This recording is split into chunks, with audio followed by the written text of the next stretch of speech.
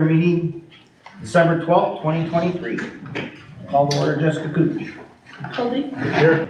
Schumer. Here. Campbell.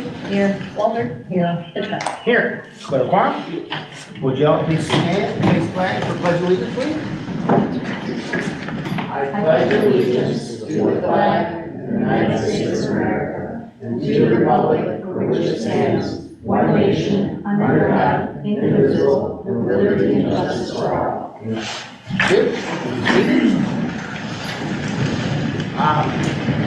For approval of our agenda, we just want to make sure when we get through our agenda that we're going to put Chris Coyer on that because he's got to be out here by 6:30.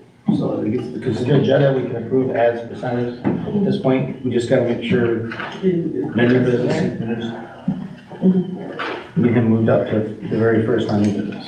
You'll probably like on the agenda, but Can we put him in front of the police report? All right, in front of the police report.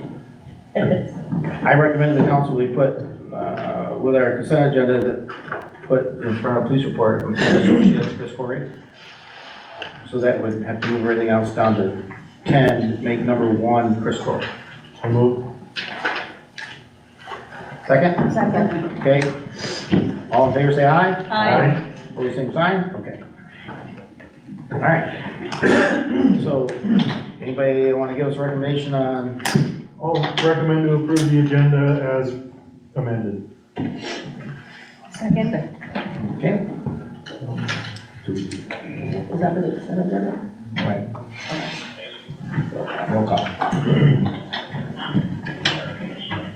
Colby. Yes. Schumer. Yes. Campbell. Yes. Walter. Yes. Hitchcock. Yes. Okay, Chris Corey.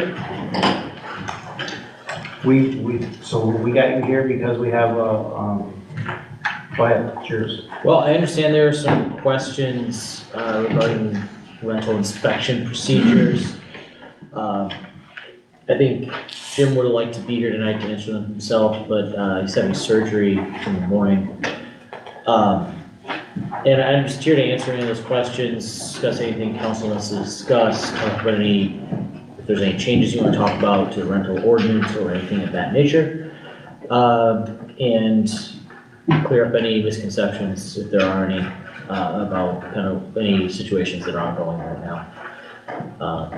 So yeah, I'm here to basically take your questions and help the discussion. So this is a little bit different than we do, but if you can address questions, come up to the podium, and we're gonna try to get these solved through Keith McKenna Associates. Tracy. So if you want to come up to the podium and then like give me one question of what the main concern, and then he will answer that for you. Just, I'm sorry, quickly for the benefit of the Yes. public. Her name's Tracy, yeah. Tracy, it's nice to meet you. My name's Chris Corey. I'm a planning consultant for the village. I work for McKenna with Jim. And just because Jim couldn't be here tonight, I'm representing our company. So I can answer any questions. Okay, one of the questions that I have is is it true that the city inspector is not allowed to come into, into housing in his municipality without a court order? Well, we do have ordinances that allow certain types of inspections, like rental inspections.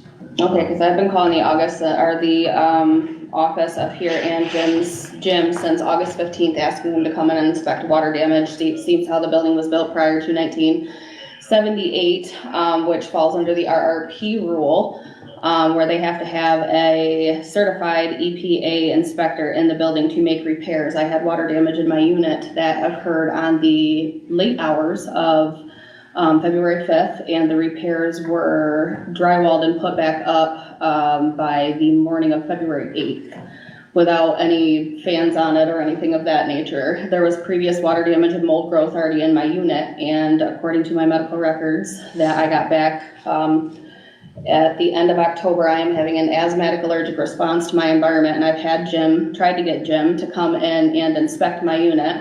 I do have an email from the management that said that he never once inquired about coming in, and he was never denied permission to come into my unit either. But do you know if a building permit was pulled for the drywall work? Not that I'm aware of. There wasn't signs put up. They didn't clean up after themselves. They didn't follow anything. Who had them according- come in? Red Door? I'm sorry? Who had them come in, Tracy? It was the maintenance Red Doors. They had The their own maintenance. maintenance come in, yes. Which was Red Door. Yeah, Red Door Apartments, yes. Okay, Red Door. Okay. Well, I don't know if the work would have risen to the level of building permit or not. Had a building permit been required and pulled, an inspection would have occurred at the end of the work, should have occurred at the end of the work. Jim is responsible for those, and I have not heard any previous complaints about him not following through on that type of inspection. I understand there was a recent rental inspection that took place, and the checklist that's used for the rentals is relatively limited and focuses on life safety. I think if you have any advocacy for the council on things you want them to add to that ordinance, then I think that would be appropriate.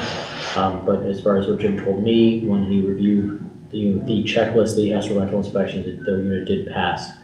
For benefit of the council, it's my understanding that there is some ongoing work in order to get a mold inspection in the unit.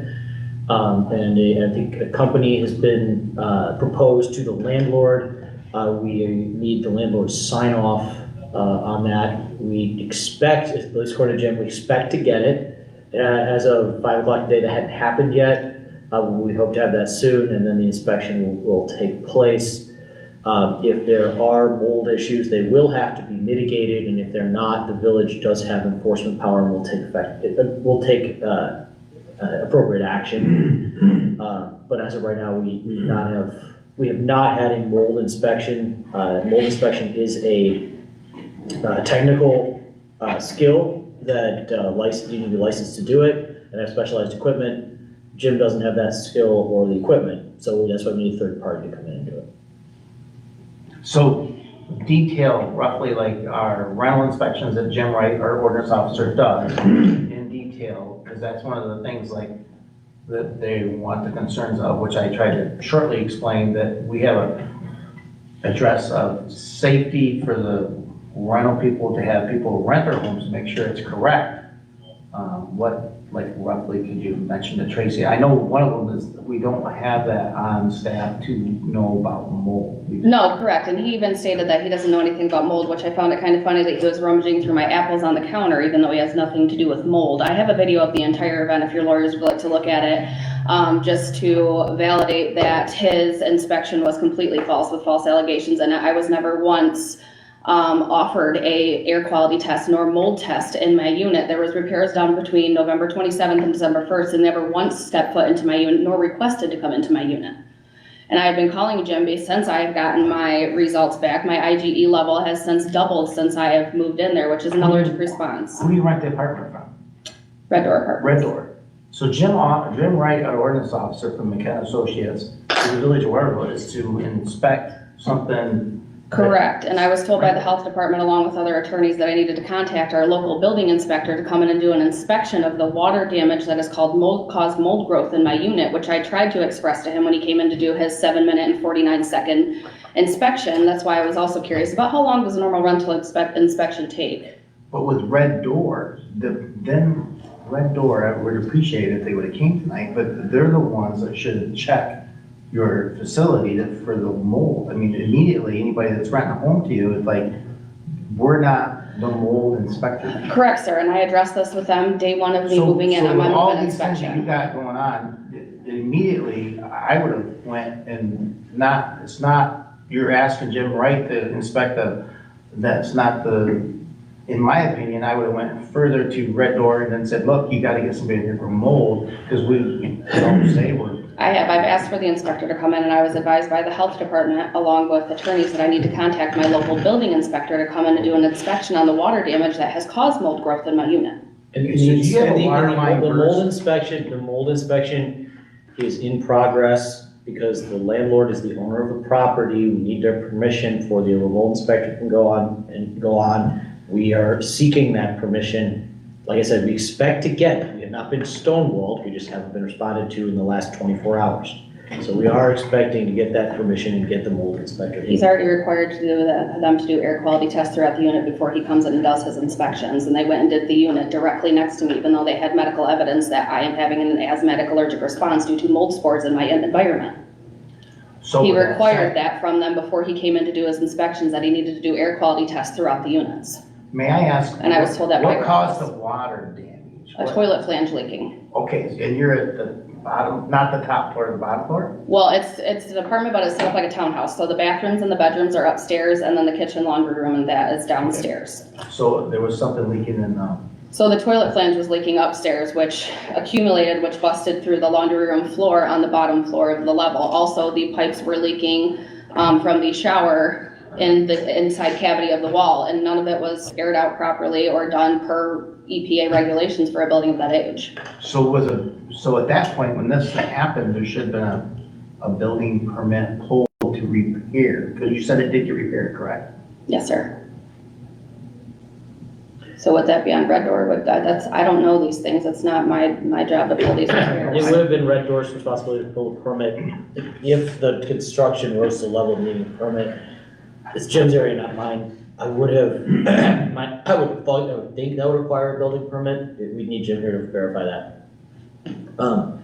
If it makes sense, I do have the 21 things that are part of Go ahead. a rental inspection. I can read them off to the village council so you guys know. All right, first is proof of inspection of a furnace by a licensed heating contractor showing the type of test performed and heat exchanger inspection. 2 outlets in the kitchen, and then 6 inches of water, 6 feet of water source must be GFI protected. Must be GFI outlets in bathrooms, must have a 60 amp minimum service. Exterior must have a 10-foot clearance for all electrical lines from the ground to the overhead. All wiring must be to code, covers all junction boxes, outlets, and switches. Any unused wiring must be removed. Overhead wiring to garage is not allowed. Wiring in garage must be to code. Some of these are not applicable if you don't have a garage. Any exterior outlets must be GFI protected. Smoke detectors must be installed on every level of the home, including the basement, every bedroom, and in the hall and immediately next to bedrooms. A rigid metal pipe must be provided for dryer exhaust. Accordion type is not acceptable. Providing gas shut-off valve for water heater within 2 feet of the water heater. All exterior trip hazards must be repaired. Handrails must be in place and secure at all stairs. Any deck, landing, or porch more than 30 inches off the ground must have a code-compliant guardrail. Providing a backflow preventer at the laundry tub and exterior hose. There it is. Exterior hose bib. Toilet tank overflow valve must be a minimum of 1 inch above water in the tank. All exterior surfaces must be painted and free of peeling paint and cracked paint, including garages, sheds, and fences. All windows must be free of cracks and operable. Screens must be installed in operable windows and free of holes and tears. Those are the 21 things Jim looks for in a rental inspection. Mold is not on that list. However, mold is a violation of the property maintenance code, and if we have evidence of mold, then we will start taking enforcement action. Now, enforcement action is aimed at compliance, not at accruing revenue. So we would work with Red Door to work on making the repairs. And I can tell you, McKenna and the village are committed to doing that. The mold inspection has to happen first, and it hasn't happened yet. That's where we're at.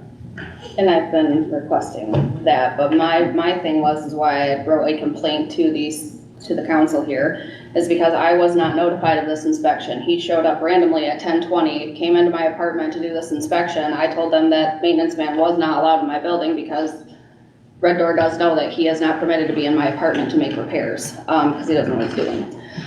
So I told him that I was denying access to Bill, and he told me, so you're denying this inspection? I said, absolutely not, I am not denying this inspection. He said that he needed a witness. I said, I have an adult, just right here, I have an adult here that can witness this. And he goes, well, I cannot come in without him. So I said, that's fine, you can come in, but I will be recording this situation as you are a public official. So I did record it, and what he stated in his report was absolutely false. My apartment being dirty, that I was complaining. I'm not complaining. I am voicing my concerns that have not been heard in a year that has caused me and my daughter to be sick.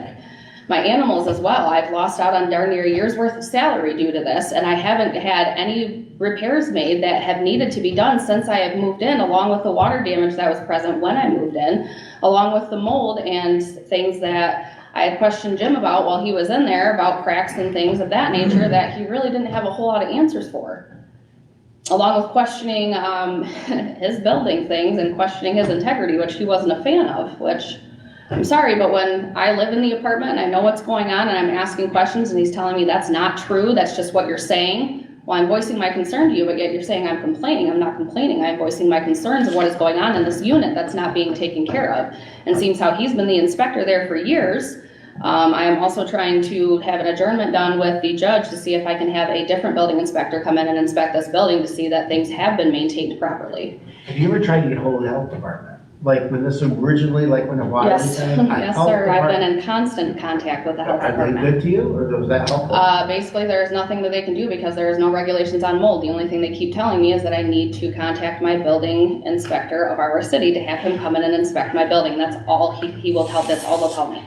And you're telling me for a year that we neglected to come and check it? No, sir, not a year. In May is when I started getting sick. When it started to get warm out outside is when the spores started to get, because it is a brick Okay. building, it contains heat. So in May is when I started to get sick. Okay. In August is when I started calling the city here and Jim, asking for him to come in and do an inspection, because we were continuing to be sick, and I even have doctor's notes stating that I had gave to my apartment that I am having continued health ailments that we are trying to figure out, and we didn't figure out the main cause of them until I finally got my allergy test back in the end of October. And Red Door could have got a hold of somebody for mold and had that checked prior to any of this conversation. That would have been preferable, yes. Yes, sir, I've been on them all year. I've got a stack this thick of emails back and forth between me and Red Door on things that they're not doing, things they're not complying with, and they just always have excuses. Which, like I said, they sent me an email for an inspection that was supposed to be done on December 18th. I received that email. I was the only one, yet again, that received that false email that stated that it was directed towards everybody. I spoke with other tenants that also did not receive that email, that the inspection for my unit was supposed to be on December 18th. And then the inspector showed up at 10:20. I wasn't aware of it. I do also want to note his unprofessionalism. When their door closed, my daughter and I, we weren't aware that he was coming in. He walked right into her room without knocking, without making himself present, and she was in a sports bra and her pajama pants doing her schoolwork. We were unaware that he was coming in. He didn't make himself known. The door was shut. He didn't knock. He scared her and made her extremely uncomfortable, and some strange man just comes busting into her room while she's in the privacy and enjoyment of her room doing her schoolwork, which is another thing I would like noted. Who did this? Jim. So knocked on the door, the main door. Correct. And I was downstairs with him. I didn't have time to go upstairs and speak with my daughter because I was recording the event. And he was watching the maintenance man who wasn't allowed to be in my apartment, that I allowed access because Jim was in there. And I thought he was going to follow me into my room as we were headed that way, and he just went straight into a closed door, didn't ask what was in there, nothing, just walked right into the door. I'll apologize for that on behalf of our company. Jim should be more respectful of those guys. She's 13, Well, you know? we're trying to resolve. So, is there any more that McKenna Associates, Chris Corey, that you can explain to her what the steps are? Again, I don't. The next thing that has to happen is a mold inspection. Jim and I, on behalf of the village, would like that to happen ASAP. That And can I've happen also- tomorrow, that would be great. I mean, Yes, sir, obviously, and it's not I've- gonna happen tomorrow. I've It's gonna happen requested as soon. well. We'd like to have it soon. We would like to follow up on any mold issues. We need that inspection to follow up via the property maintenance code. And we're going to do that as long as that mold inspector can. Okay, and if you guys need any compliance from me with pictures or anything, emails that I've sent along with my move-in inspection, anything, I would be happy to provide your company with that. And Appreciate that. what we'll do next, just so that you feel comfortable, whoever helps enter your room, even the mold inspector, will make sure our deputy sheriff can be with us on that. What do you think on that one, Chris? Yeah, I know it's just before, we're going to 80 hours January 1. We just want to make sure everybody's safe. I just like to be notified before something happens, that's all. You know, she's got PTSD, I've got mental health issues, and just random people, you know, coming and knocking on my door. I'm trying to be compliant. To be honest with you, the lawyer and myself have been here 2 times a month. It's the first time I've ever seen you, as far as coming to our council. I would like to see you in May or June or July. Yes, So sir, I we're didn't here know this was an 2 issue. I times didn't a know this month. was an option, I'm sorry. No, 2 times a month, this town can come, it's live stream, and anybody on Facebook, Mr. Josh Rocky, the president of the DDA, we immediately respond to people in town to make this a better place to live. So from here forward, anything that was done that you didn't think was quite kosher, we're gonna go forward, we're gonna We're gonna have McKenna Associates address a person to come. Is there, I think you had a certain person from mold that you wanted? I have requested one, but I'm just wanting to make sure that somebody that is, that does the proper testing that can hold up in court, because I will be using this documentation for Okay. the implied warranty of habitability, which is why I shouldn't owe this money. So maybe. We share the same concern. Okay, and then at that point, we can, but we're not gonna, the bygones are gone. So we're gonna come and fix forward, because literally, the council, our DPW supervisor, any of us, you could have contacted, like the day you called me, which was just, what was that date, yesterday? Yeah, and I answered your call. I had to leave voicemail, but I called you back. And Yes, sir. so- I didn't know that this was, upon research, I realized that I could come to the city council. I don't know I'm not a lawyer. I don't know all these things. So upon doing all this research, I found that I could come to that, and I wanted to make a report of the There you go. botch inspection that happened. On your behalf, as the council in the village, where we're listening and we're doing our proper I points. Is appreciate this that. fine for you? Okay. All right, so we will get a hold of it, and McKenna Associates will also Leroy Township, that surrounds the village of Webberville, uses McKenna Associates. So they've been around for years, they've been very, very good to the community, right along with the PA group, which bought LS&G, which also helps our town and the surrounding community. So at this point, we can leave it to McKenna Associates, we'll address that. Do you have the name of the other? I sent it to, Jim. He has it in an email. Yep, but can you remember off the top of your head or no? It was the mold test company. His name's Carson. I have that within this information as well. And Jim has that information, just pass that information along to Red Door, and, yeah. Has Red Door responded to any of us? Red Door, my understanding, this is me reporting what I'm hearing from Jim, is that Red Door is generally pretty responsive to him. They have not responded on this immediate request to use this mold company for a mold inspection as soon as possible. But like I said, it is a priority for Jim, so it's priority for McKenna and the village, as much as, well, not gonna say that, because I'm sure it's an even higher priority for you. But we wanna get this done, and if there's a mold problem, we will enforce on it. We need that licensed mold inspector with their equipment to verify. Yeah, since we went to court, they hardly ever respond to me, because I also asked what mold test company or air quality that they use, and they have not been willing to respond to me the past 2 days to any of my concerns, even things that I am legally obligated and able to ask about as a tenant, but I'm just being Okay. singled out because I'm enforcing my rights as a tenant.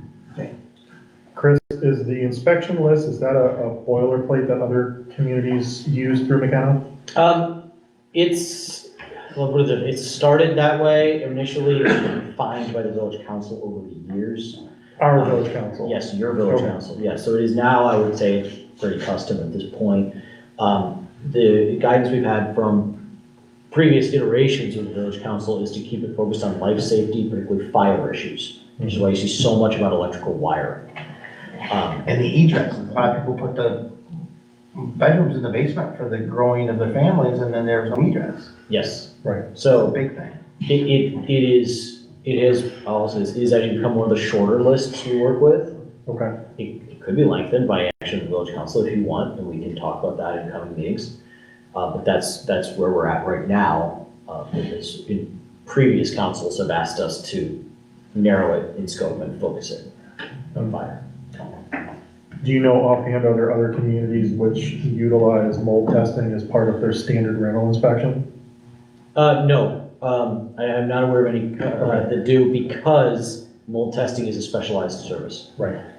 Follow-up on evidence of mold is obviously common, which is what we're trying to do here. And that is usually enforced under the property maintenance code. Right. Okay, thank you. Any more questions, Tracy, you have for the council or McKenna Associates, Chris Corey?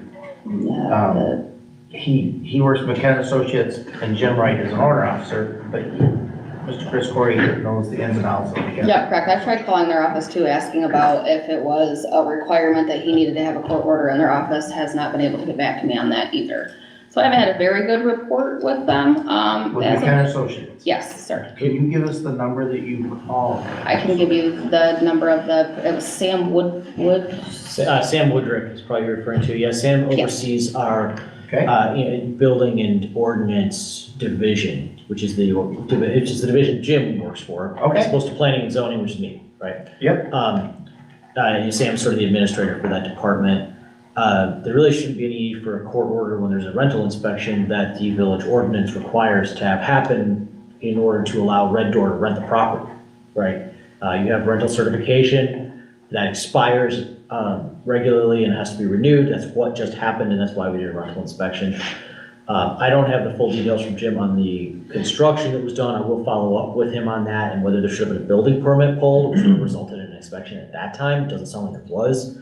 And if there wasn't, we'll follow up on whether that was a violation by Red Door.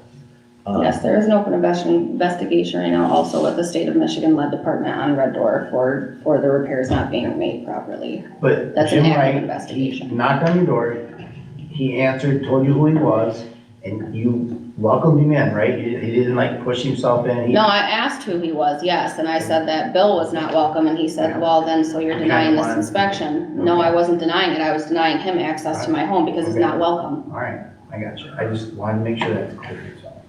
Well, I mean, I think part of it, probably why you weren't, because Jim typically, from my, I'm a landlord here in town, and from my experience, when there's rental inspection, he calls me, and then I'm supposed to, I contact the tenants and let them know, hey, we're doing it this day. Yes, sir, and there was two different things with that. We had got the one on Friday that stated he was coming in Monday at 9 a.m. By 9:50, I called up to this office and I asked why he wasn't present. And then right after that, I had received an email from Red Door stating that my inspection 11 through 20, which is my unit because I'm 17, wasn't going to be until Monday the 18th. And then he just popped up at my door at 10:20 and I had no notice that he was coming whatsoever. Okay, all right, so there was some notification.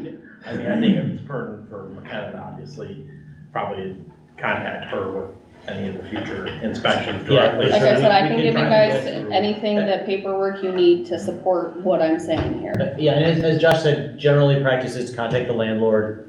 And I don't know, maybe Jessica could fill in whatever the kind of communication with the landlord was there. It's possible that what the landlord got was inspections will begin at 9 o'clock, because I know Jim did 9 or 10 that day. And maybe it was that he just didn't get to you, he'd done several previously, or something like that. And then there was a miscommunication that he'd be at your department in particular at 9 a.m. and I apologize for that. Well, I didn't even see him on the property. I called up here at 9:50 and they said that he was in his office. They transferred me back there. He didn't answer. I called back and they said, oh, he's gone now. I didn't even see him on the property at that time. That's why I called up there. The only one that I had seen was the maintenance man, Bill. What's that, Jessica? Right, I guess, we called up here and just missed him, like one of those, Yeah, but, because we usually tell people between 9 and 12 he does his inspections. So I think it was just like a error for them right there, notice. well, I also just didn't understand where it said that there was a scheduled inspection at 8 a.m. There was no scheduled inspection at 8 a.m. according to his inspection report. That's what he put I don't on. know that anyone has said anything about 8 a.m. Right on the report, it says that there was a scheduled inspection at 8 a.m. and he completed it by 10:59. He was out of my unit. He was in my unit at 10:20 and gone before 10:28. I mean, I will check with him on that and, make sure the paperwork's accurate, but So, I think. Well, the whole paperwork needs just to be. before we had accurate. this up at 5:30, the deal is, we're somewhat, made you feel a little bit more kosher with what's going on, but the big thing that you want from the council, the village of Webberville, and McKenna, so just make sure we get one person out there to get that, contact you, give the contact information to Chris, to make sure we get the right contact, we get right a hold of you for a mold inspection. We'll get that information, and then if we have to, we can get a second mold inspection. Correct, and then I'd also like a corrected inspection report from him because everything was false on that. Okay. Oh, on. On my inspection report that he sent me. That Jim Yes. Wright did? Okay. So you want us to do another inspection? Not another inspection, I'd just like him to tell the truth on the inspection. As I said, I have the video of the inspection. You guys can see the clear Okay. state of my apartment. As he stated, it was dirty. He made it seem like I was the problem tenant and I can't maintain my property, and that's not true whatsoever.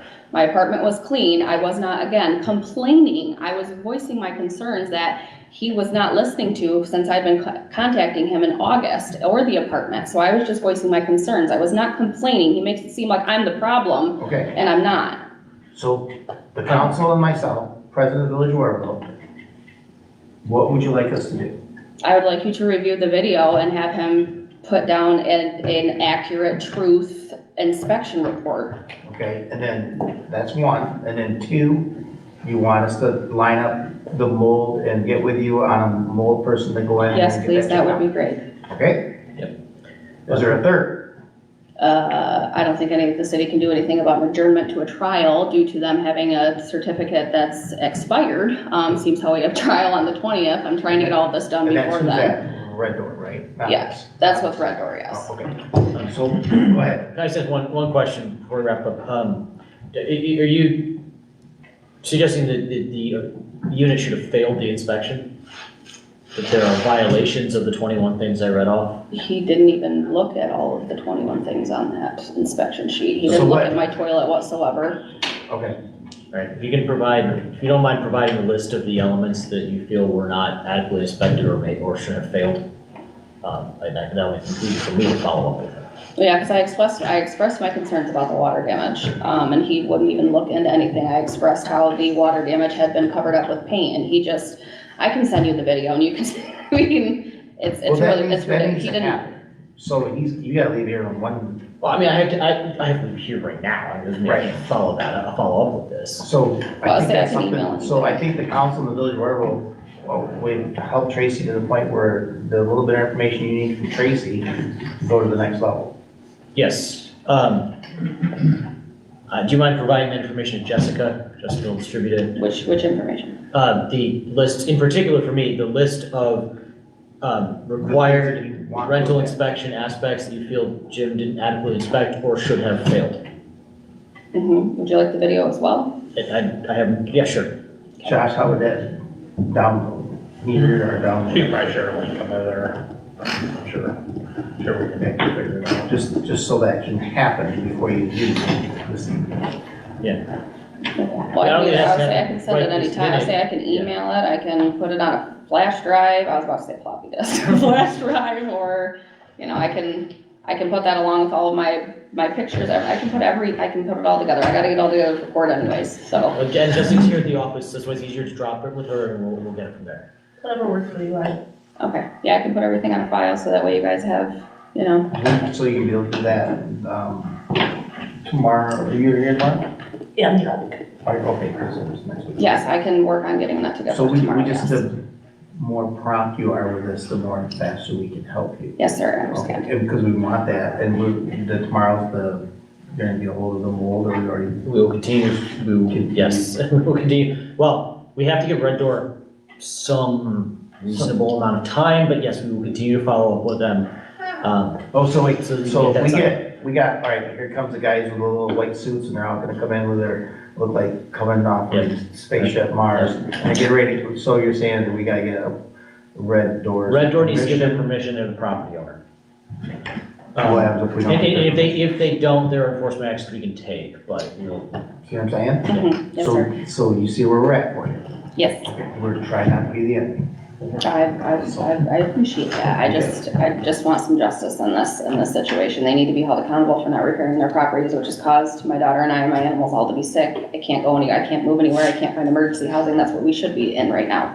Okay. But because I have animals, I don't have, Okay. enough. So, sir, do you feel like, do we help Tracy? Because I know you come here to support her. Is there anything else you'd like to add? No? Okay. Just giving everybody a chance. That's what we do. Okay? Yes, sir. Thank you. All right. Anybody else have any questions for him? No? We know what we're gonna get now, right? Chris, we're good? yes. Okay. Yes. And then you got her email maybe? Yes. Okay? All right? All right. Thank you so much. I appreciate Okay, it. this will help. We'll get this sped up. All right. Hi, Deputy. All right. Good evening. November was much more relaxed month, hopefully. We did have a few things going out.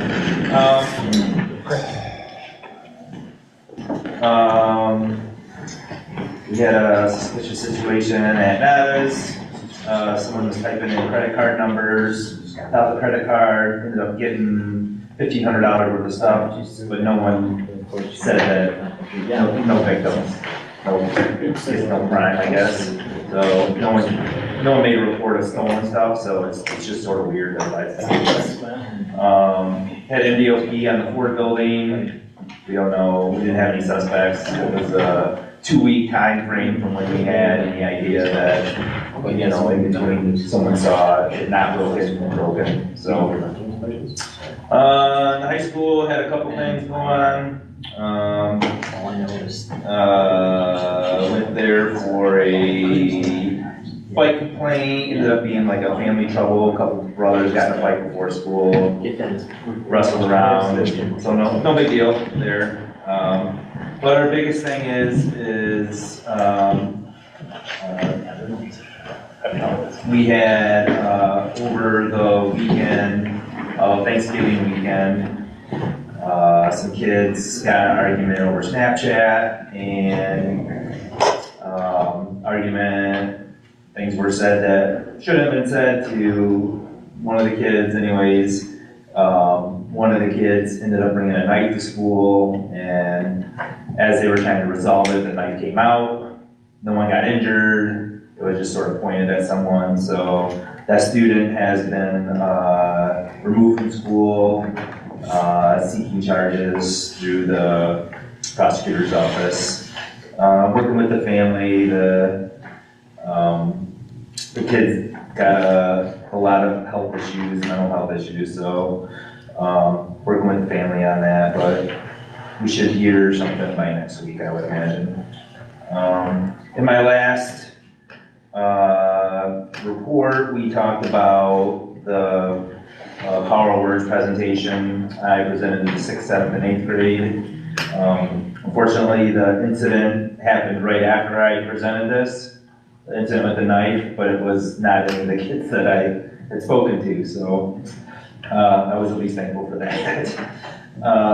So anyways, I presented, I got teachers all liked it, I felt like the students that were engaged, and they seemed to appreciate it, so it went on pretty well.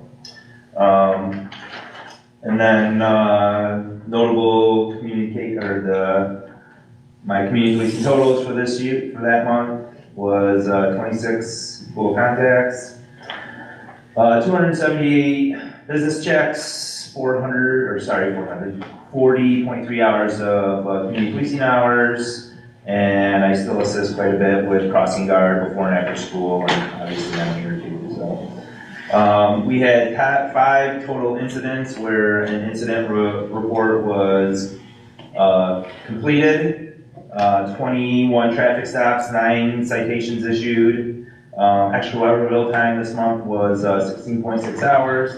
Again, what that does is that says any one of the Union County Sheriff's Office deputies patrolling or anyone patrolling that comes out here and spends some time, so that's extra time that they're here for. We just count that time as patrol time. Yeah, and that's about it. Anything else? So the knife thing was actually over a Snapchat? Say that again. The knife incident was actually over a Snapchat? Yeah, they got in an argument, and then there was threats to fight each other, and then one kid was just really upset about it, and it's sort of like one person said something, they said something, and so it's hard to say who's really at fault, but really we just can't bring knives to school, and we can't point them at people and bring with the intent, and so that was really the biggest thing. So I know I've had a few of these incidents where it's been words, kids are saying, oh, I got a gun and I'm squirting things and I'm, people overhear it and their causes fear in kids. But the other thing we gotta think about now is that we have a knife in the building and it's intent to possibly use it, okay? Pointing at somebody, now if a kid were to bring a pocket knife and he wanted to show his friends and he didn't oh, look at you and pointed at you and there's already tension there, that's a different story, right?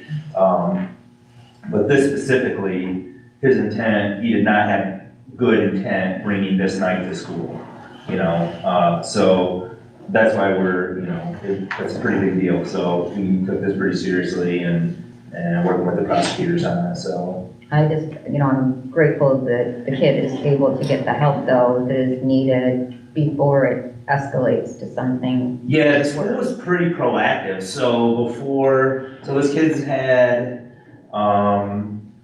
was in some therapy for some other things that he's dealing with, some mental health issues that he's got. And they recently, the service had stopped. They thought they, were good, apparently not. So, but I think that they're just gonna recommend that he continues with this, which I think is good. But the nice thing is before even the night came out or anyone knew about it, the school had discovered the problem, that they got in an argument over Snapchat over the weekend. And then so what they did is they got all the kids together. They all agreed to get together and sort of hash this out, and it wasn't going the way the kid wanted that had the night, and so that's when that came out. So, but yeah, they were doing a great job resolving conflict resolution with all 3 kids. They had 3 adults in there, and everything was going well, and then until it wasn't. So, but they did a good job mitigating it, and so it was a good job by the school.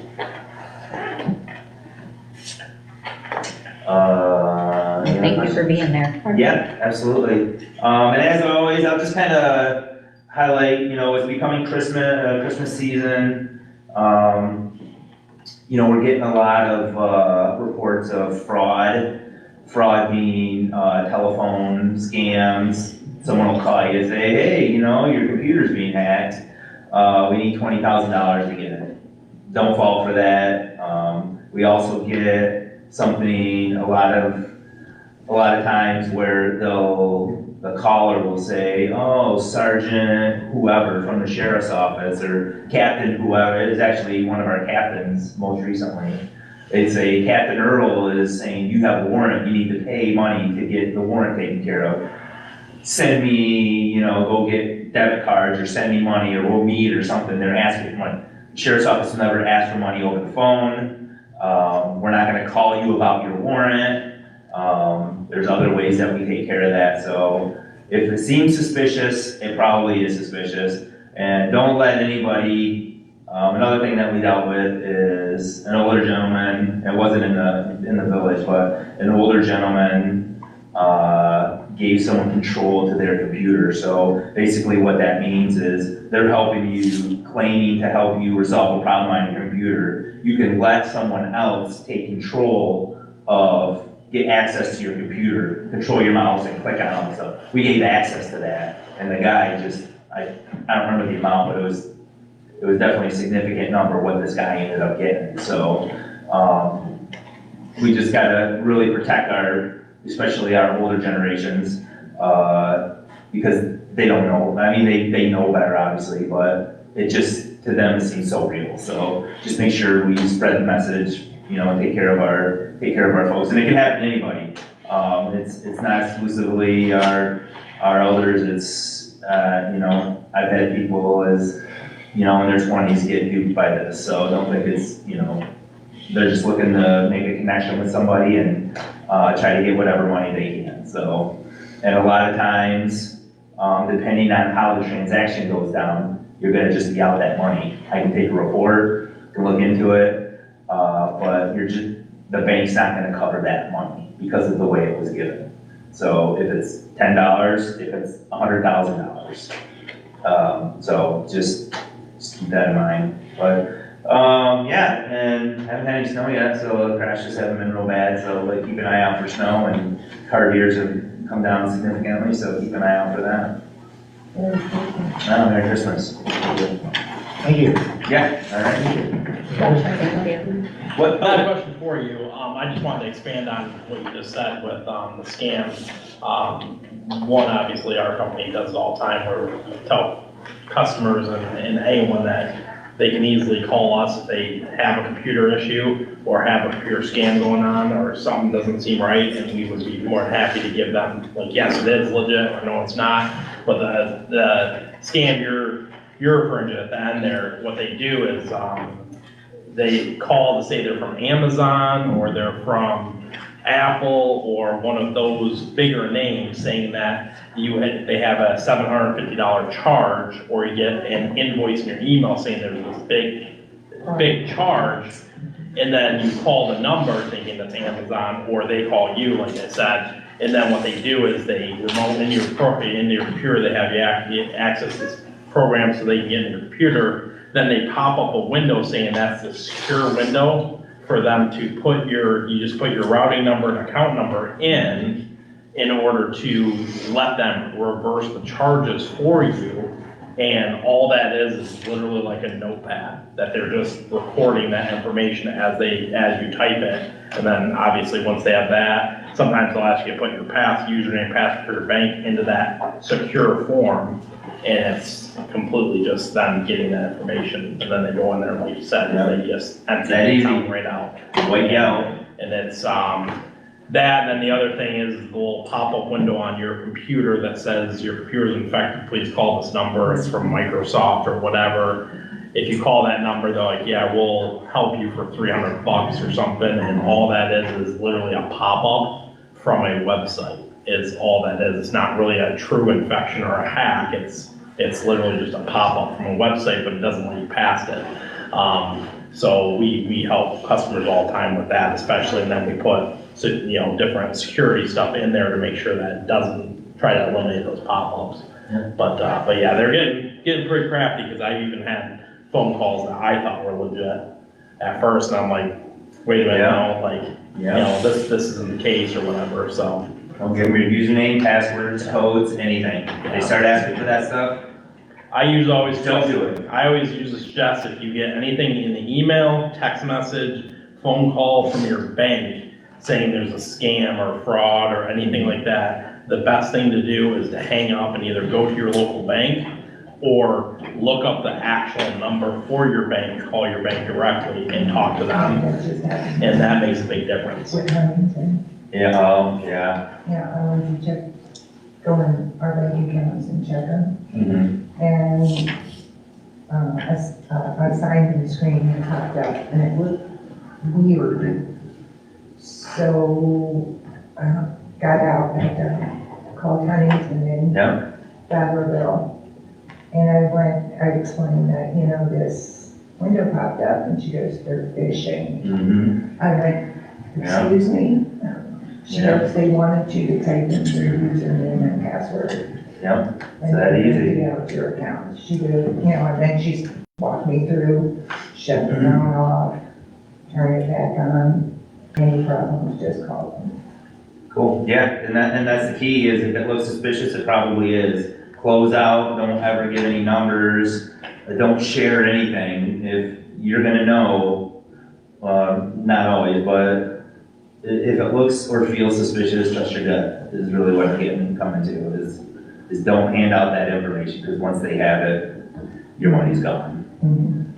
Two quick things that I thought of, ride-alongs, everyone's always welcome to do that. I can handle them now, sort of, as far as the paperwork, you just gotta fill it out, get it to me, and I can get with the people who need to go through it and do their thing. And lastly, our new guy, we have another guy coming out here. His name is Rashawn Allen. He worked for another department. I've only met him a couple times, but he worked for another department for a couple years, and he came up here, and now he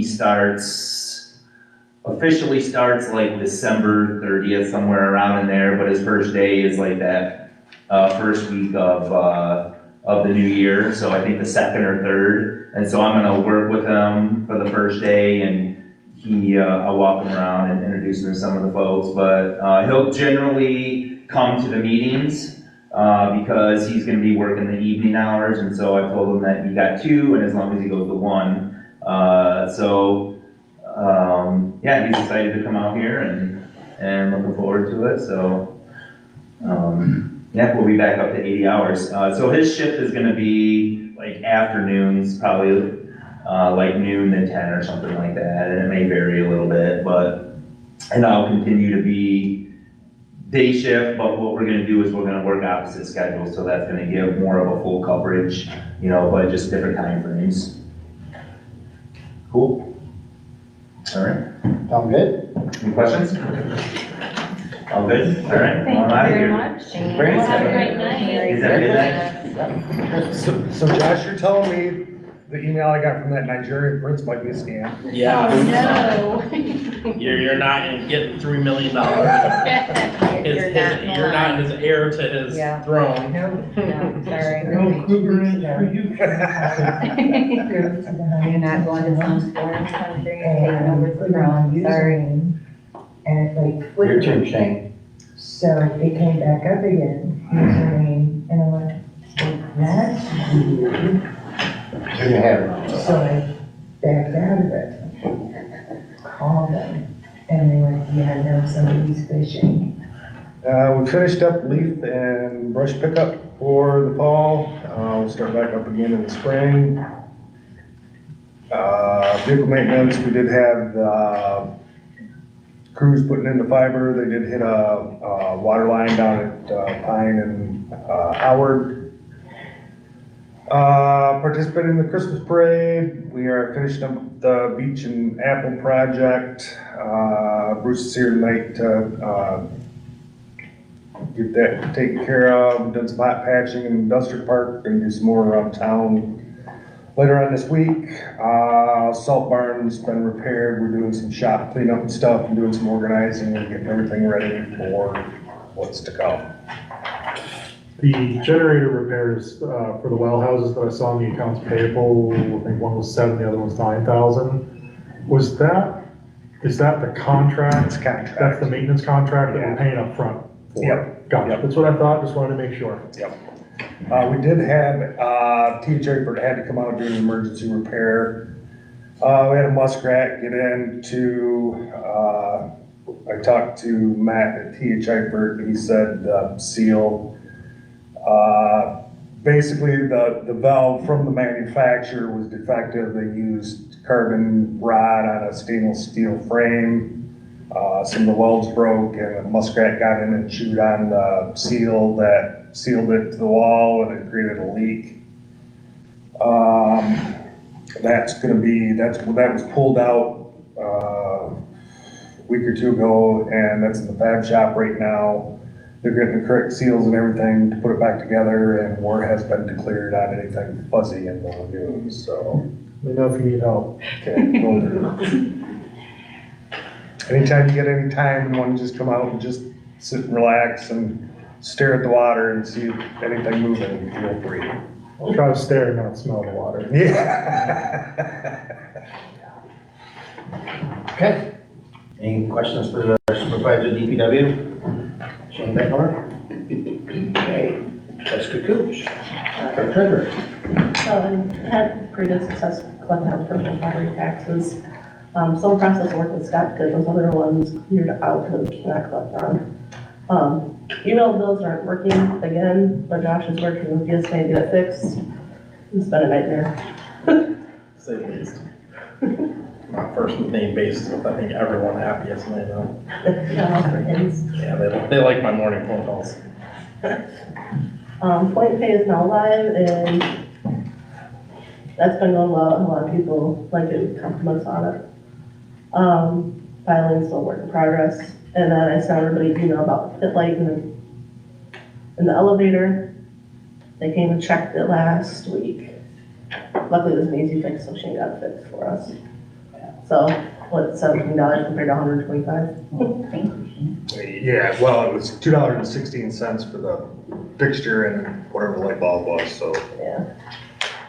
So, okay. All right.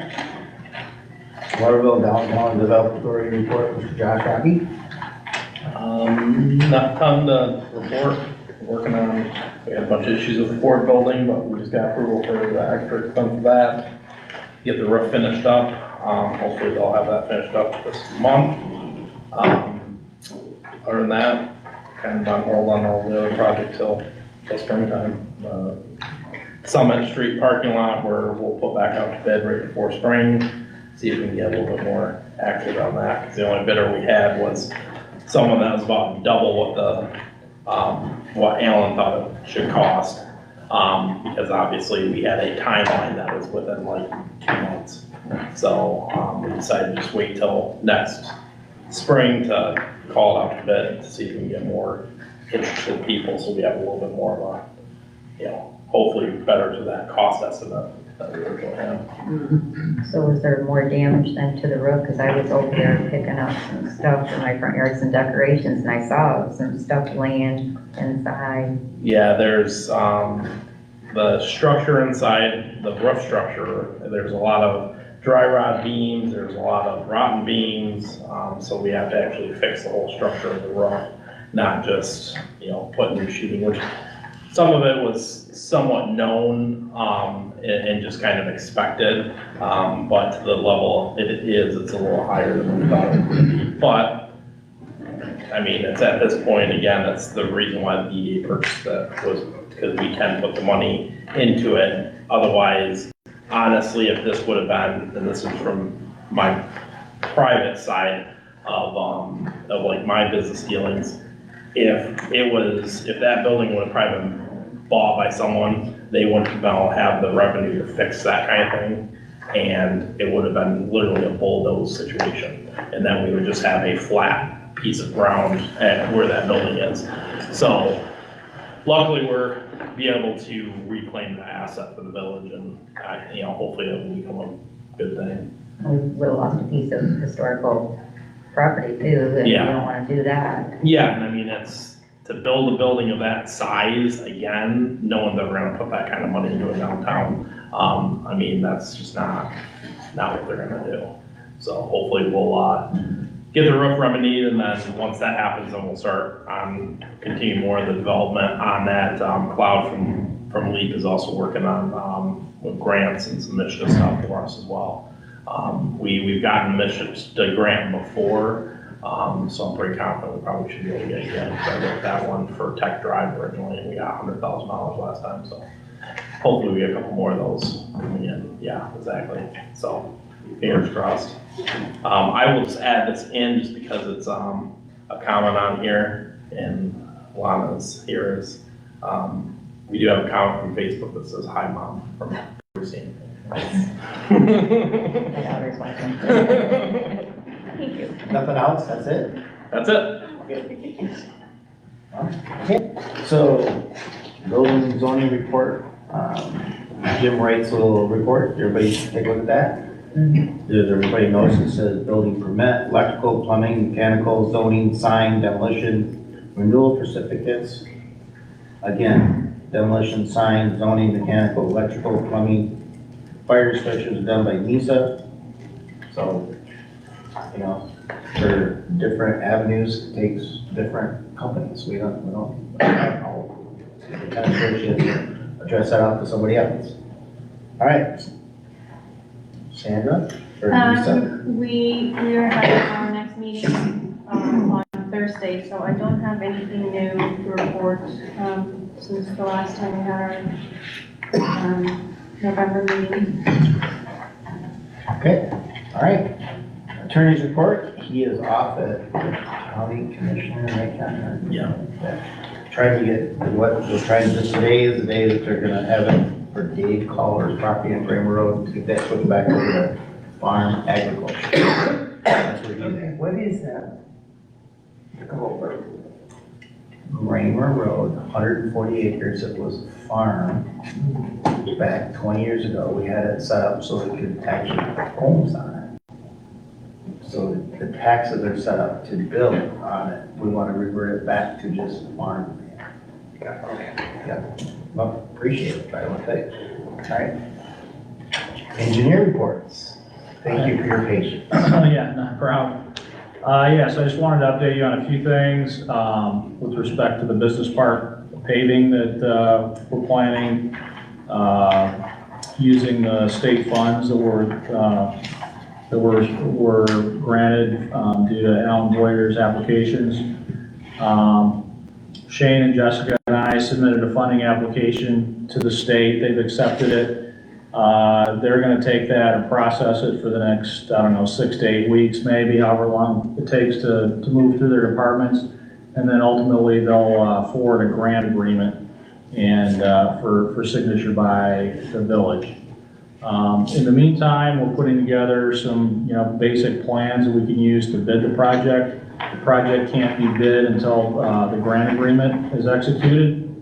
And so I'm thinking that, probably we'll go out to bid sometime in February for that. And that project, it starts at, if you know Highview Drive, as you come off of M52 there, it starts 1,500 feet down Highview Drive, and then pretty much includes most of the streets in the business park, including Mason Court and Tech Drive at the end. And the project was to be, based on the requirements of the grant, related to preventive maintenance. In other words, the state wants to spend money in rural communities, smaller communities, to extend the life of their infrastructure. So that was one of the requirements of the grant, was that it be a preventive maintenance project. And what's planned is really just milling off 1.5 inches of asphalt, putting down what they call a membrane. It's like layered asphalt and fiberglass and some like chip seal, to kind of create a barrier for moisture and to kind of prolong the life of that pavement for, who knows, 5-6 years possibly. The first 1,500 feet of the road off of M52 is the oldest piece of pavement out there, obviously, because it was the first one put down. And it's in the toughest shape of any of those roads, as you probably are aware. And Alan had submitted an application to do the same thing on that first 1,500 feet, but the state did not grant that. We think, after talking with the state a little bit about it, is that they kind of viewed that section as so deteriorated that it wouldn't be a preventive maintenance project. It'd be more of a replacement kind of thing. So it's just too far gone to like revitalize it. But my thought was that as long as we're putting together a set of plans, if the village wanted to entertain possibly taking on that piece of road themselves and doing more like a complete removal of the asphalt surface and replacing it, that kind of thing could be added to our plans and bid as an alternate, so that you could see what the cost is and then choose or not to do that if the village wanted to. Well, the older quality seems like it's better quality than the newer quality, to be honest with you. And it's been packed down quite hard, like you said. Yeah. But as far as, it was put down pretty good for the long term that's been there. That first piece, I think was installed in the early 90s, maybe? About 92, 93, something Back like when that. everybody liked to put the rock down. So it's going on 30 years old. Typically you would expect pavement life on the order of like 20 years for an asphalt pavement before it started to really kind of deteriorate. But my opinion is I think they mill it down and find that the base is solid. Yeah. From what I can see. Well, yeah, I wouldn't like completely remove the whole pavement structure, but yeah, just peel off the asphalt and put back 3.5 inches or whatever is there. That's right. Yeah. But yeah, as far as don't want to reconstruct them, the other part is gonna be milled, 2 inches in cap? Inch and a half, yep. Inch and a half. So yeah, the very front one can be done. And when they get into it, like everybody knows, 20 years ago with that, 30 years ago, when that asphalt put in, the asphalt was more, the quality was better. It was. So in my opinion, they'll find that they won't have to ground down very far, and they'll have quality where they can put right back on top. Yeah. So I guess at that point, we'll see how it goes. If they have to go to 3.5 inches, do it. But if not, then. We've got some holes in that front part there, 3.5 inches deep. Right, yep. So I guess I understand. Does the council understand what we're talking about? Okay. I'd be curious to see what the additional cost of doing that is, but, until we have that information, I'd be a little leery to commit to it fully, just because we've got a lot of financial commitments coming up in the next 2 years that, I don't want to shortchange ourselves on only 1,500 foot of road, but at the same time, we don't have an endless supply of money. No. And if we bid it as an alternate, then it can get left off of the contract ultimately. You'll know what the price is, and then you'll have an opportunity to say, yes, we want to do this, or no, we don't want to do this right now. Right. So you're thinking if they resurface the other area, you want like the Highview Drive not to be all resurfaced like this part they're talking about? When you first approach, leave that old and get the rest of it replaced? Well, if I understand what you're saying correctly, Bruce, is that they wanna exclude, or you wanna exclude that 1,500 foot from the bid contract, right? It is Just a- separate it out, just bid it as, you know, give me a price for what the state's gonna participate in, and give me a price for the 1,500 feet that the state's not gonna participate in. Right. Which you can do, and, you know, the state will allow that to be done, they're just not gonna participate in the cost for that first 1,500 feet. Right. And just because you bid it doesn't mean you have to accept the alternate bid, you can look at it, no, that's too high, let's just stick with the original program. Right. But then you're gonna end up with, you know, people driving down the first 1,500 feet of road and having a pretty bad experience, then hitting a nice smooth part for the rest of the project, so. And it could always be some patching that can be done down there, through there too. Right. So, Well, and that's why I say I'm gonna be curious, to see what the bids are. Yeah. And what it would cost, and then kind of go from there. Yeah, it's like grant's only for a percentage, right? 50%, 50%, so the Yeah. village has to have a 50% match. right, Up to. $170,000, yeah, is the full grant amount. Yeah, 170 is 340. Right. So you have room, you can maximize your grant. Well, yeah, but that 1,500 foot's not gonna be covered by that grant, because they're saying it needs full replacement. Right, they're not gonna participate in that portion of it, so that would be all in the village. So we'd be spending that 170 Plus. plus whatever it would cost to do that 1,500 foot. Yeah. I have no idea what it would be. Nope. Well, I mean, obviously, the conversation can come with Yeah, we'll get that with the the bid. DDA as well. The DDA can actually help with quite a bit of that as well. That would be nice. Yeah, because I mean, that's part of our responsibility anyway, it's an industry. Although, as we've learned, rough roads do curb speeding. Curb speeding.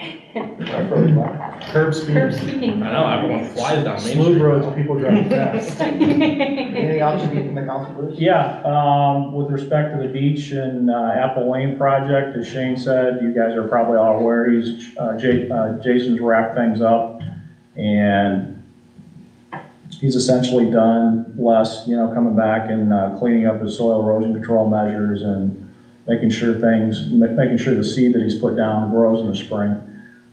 So what we did was we've got a third change order that sort of balances out the contract for Jason. You might recall that the bid that we had with him was it was like a unit price based contract. So it depended on how much of a quantity of certain line items that he built, resulting in the price. Well, we've taken all the inspector's reports, measured what he's built, and so there's, you know, some differences between what was in the original bid and what actually got built. So this will kind of balance that out. So we've got, and then we had a series of field change orders out there that occurred during construction. And so this third change order, there was a net change in the contract price due to the quantities constructed of a credit of $24,000.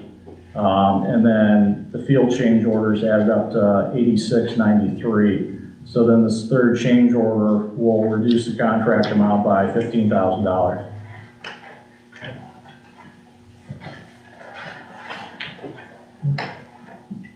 So if you want any further details on that, I think the main reason that the contract came in less than what was anticipated was because Jason had kind of overestimated the amount of asphalt that was needed to repave Main Street. That one item was a credit of $10,000. And then Shane had supplied Jason with some fire hydrants out of his yard. So we credited that back at $2,500 a hydrant because those were given by the village for Jason to do the work. those were the ones that we bought from Mead on the storm sewer project. Okay. So what do you need from the council that also? So I just need your signature on 3 change orders. Okay. You agreeable? So at this point, we have, the council needs to, and I don't have any of the numbers in front of me other than what you just mentioned, but it's actually less than what we anticipated. Yeah, so this will reduce the contract by $15,000. And this is the last, because I know the last, I seen that last check that we signed, sent to Jason, but he's got one more yet. Yep, you'll have, after we get this signed, then I'll put together a pay app for him, and then that'll sort of close things out, except we might hold back $1,000 until the grass starts to grow in the spring. Okay. Does everybody in the council understand that? Okay, got it. All right, so the council can go and, talk about the approved 2024 schedule. On that?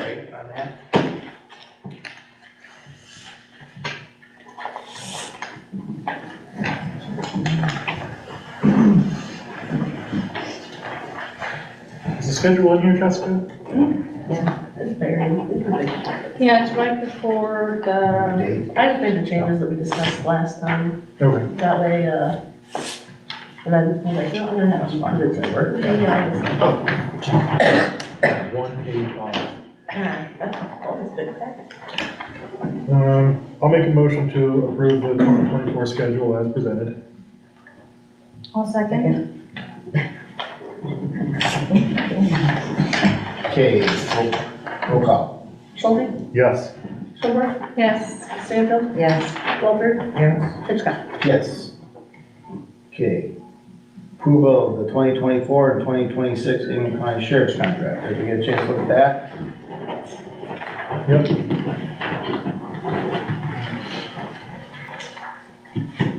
It looks good. Well, For you, Okay. and then it's got attached to it. Okay, cool. Yep. All Yep. Appreciate it, okay.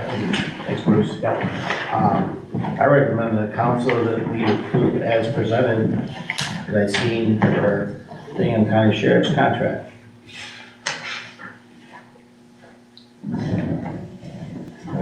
I would say so moved. I think that looks good. so, yes, Discussion, yep. my comment to all this is, So moved was Sandra, did we get a second? No? No, no, Oh, second. I'm sorry. Before we discuss it. Anybody want a second? Second. Ready? Have we got a chance to look at it?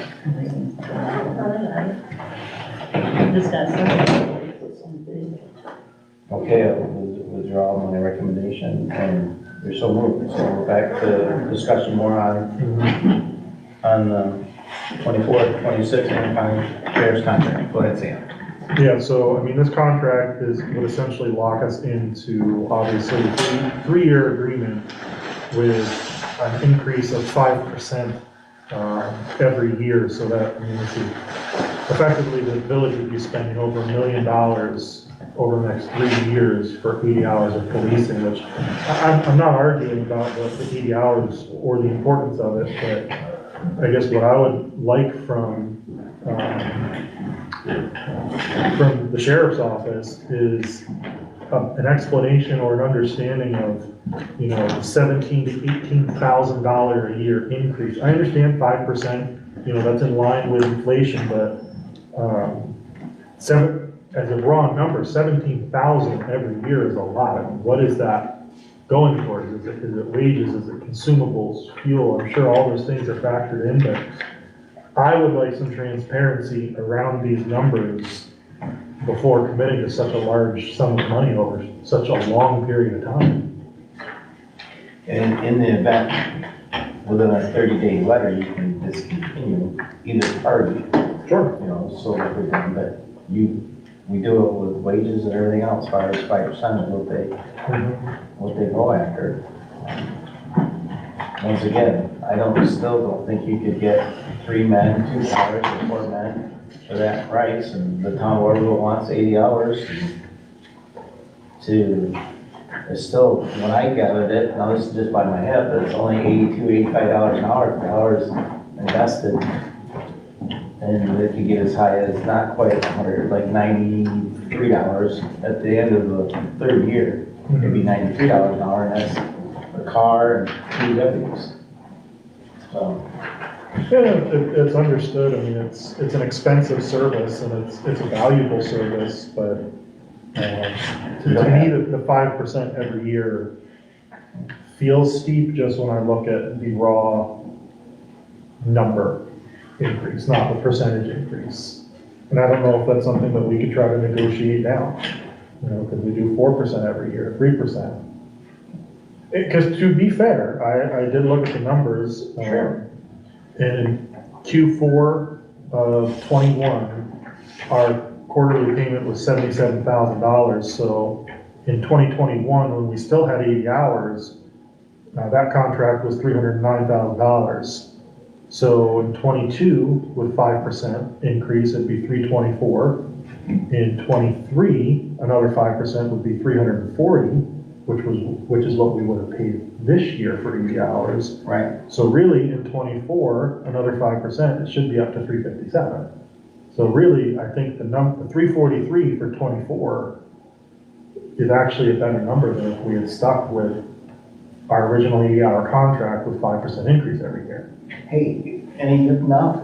We got battery operated police car chasing people down because that's the way they do it. Maybe that would change again. I don't know. At this point, I believe the tone that they're setting is any other program you would get for enforcement or something you would be in a contract with. And I can see them coming back and saying, well, you asked for 80, we're giving you 80. This is what it's gonna cost, and with the wages going up, this is what we have to pay, and we're trying to keep the village safe and everybody here happy, so.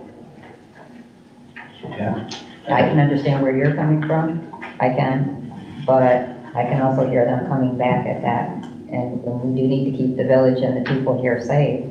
Well, that's what I say, I'm not saying that it's necessarily irrational what they're putting forth. I would just want more transparency around it, because $17,000 a year, so is that purely wages? You know, is every year Chris and our new deputy gonna get another $7,000 every year? I don't know. Training. Probably not, but that's what I say, Yeah, where is that increase coming from? it's probably gonna go into training. Right, correct. Would be my guess.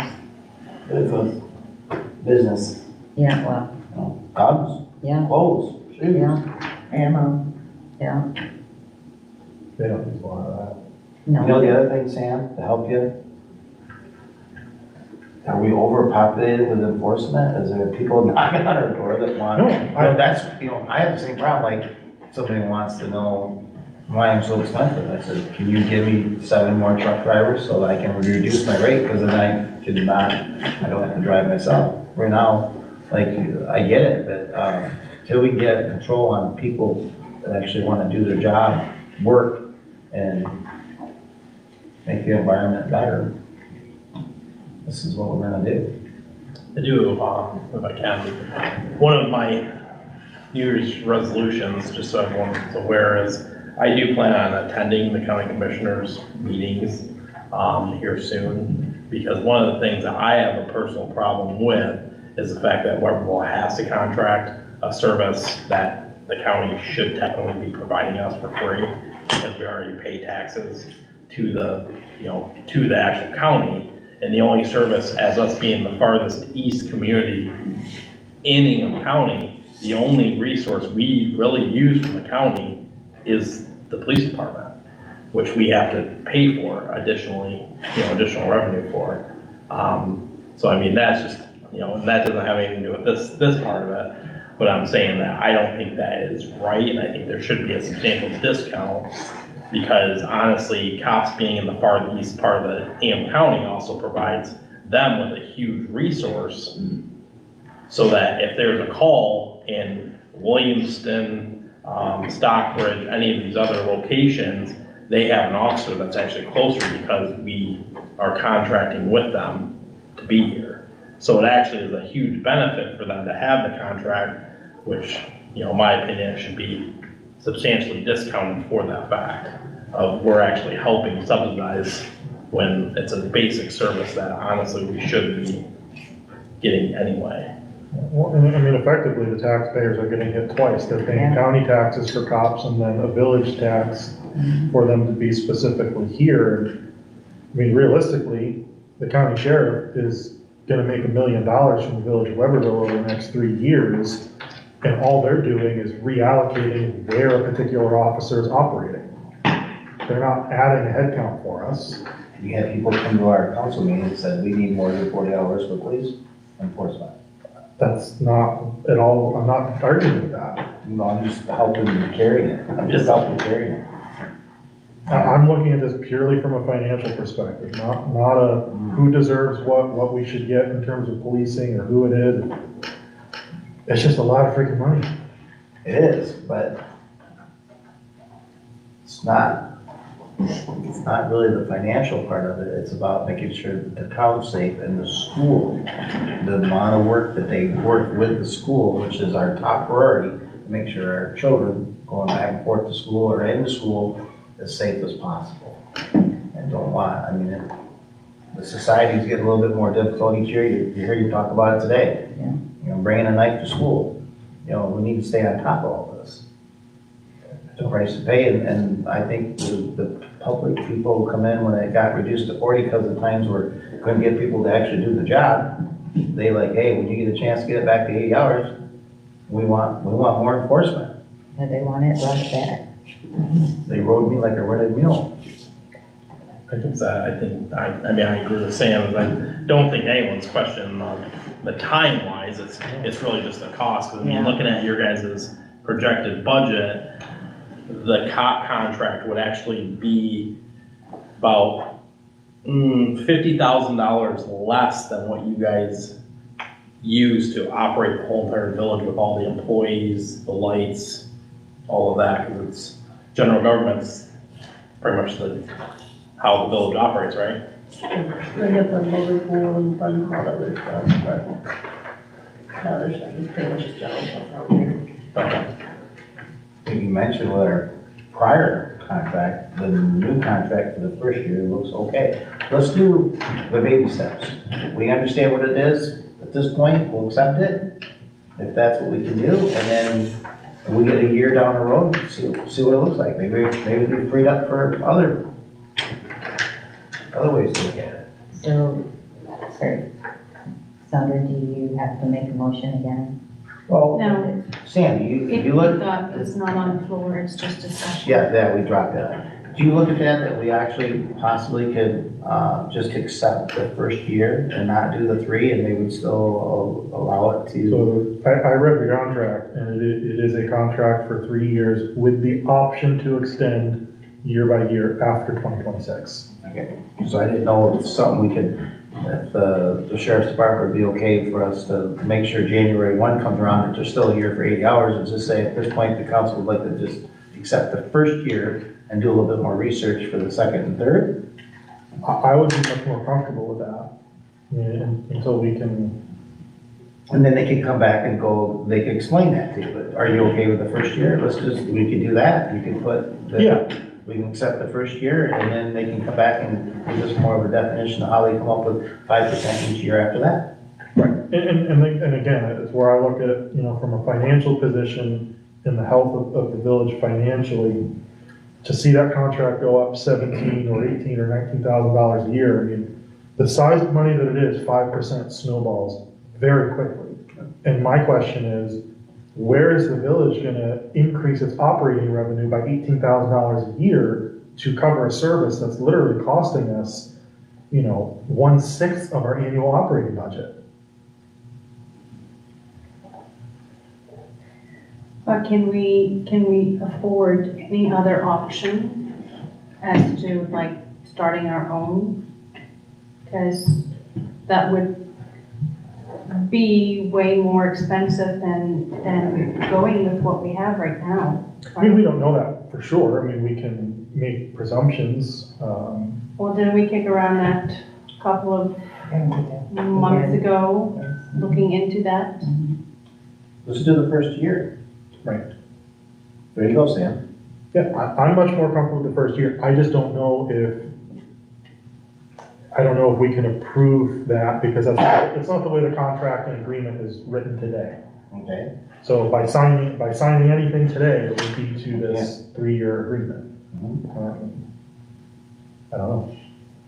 so the council and the village tonight, that's what we got proposed. I know we've seen it a few times, and the question was raised.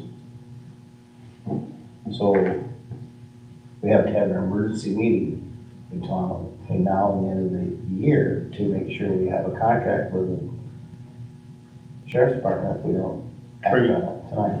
Or you can just do, I mean, I'm sure you can just do a motion to approve you to sign a 1-year contract, and they can rework it for you. Okay. I'm sure they can rework it. I don't really think it's, from what it sounds like you're saying, it doesn't sound like it's a no, it's just No. explain why there's this percentage, so we know, and I think that would make you feel more comfortable. I think that, I can't imagine why they wouldn't say yes to it, because it sounds like they already have the staffing figured out to cover it, so, kind of arbitrary at this point. You know how to word it? Sure. I'll make a motion to authorize President Brad Hitchcock to sign a 1-year agreement for the Ingham County Sheriff's contract for the year of 2024 only, The amount of. in the amount of $343,395.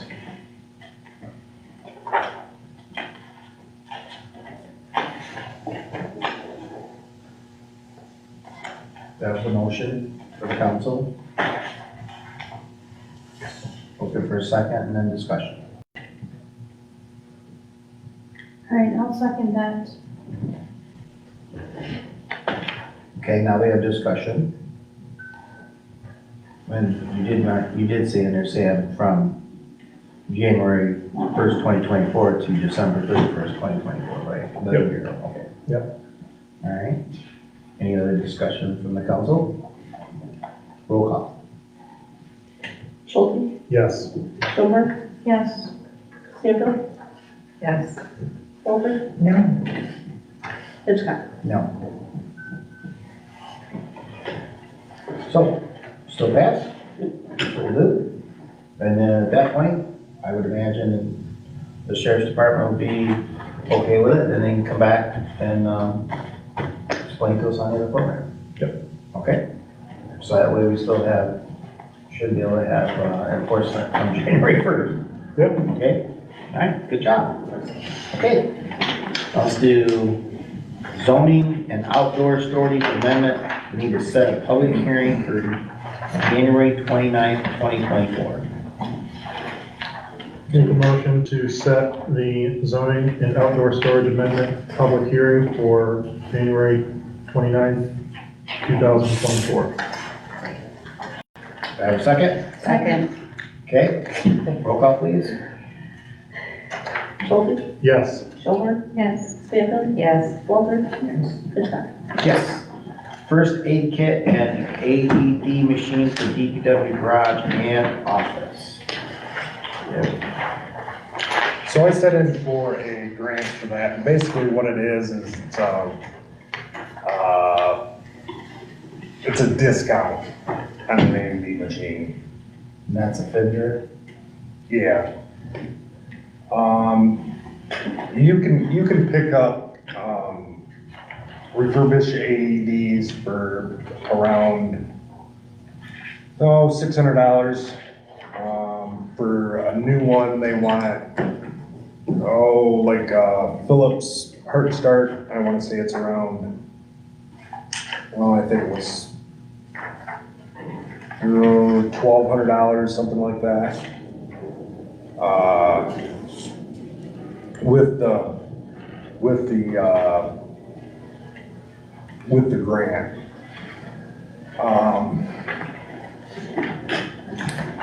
My personal opinion is that, if we bought a brand new one within a year, it's refurbished. So, my opinion would be to buy a couple refurbished ones. You get them refurbished basically every year. It can be done online or through NISA or SESA. I know in SESA, we had somebody come in and check ours. I'm sure NISA does the same thing. We could probably drop ours off along with theirs when they get theirs checked. And get that done. And as far as the first aid kits go, I don't think we need somebody to come in and refill them. Amazon has kits and they have the pull-out boxes that have the restocking number on them. You can get right on Amazon and just order that part. We're just paying for somebody to come in and basically throw their supplies in there, so. But that's up to the council what they want to do. So what are you looking at price-wise, the 1,119? For the, something like that, you can buy a refurbished one, for about $600, $675, I think, something like that.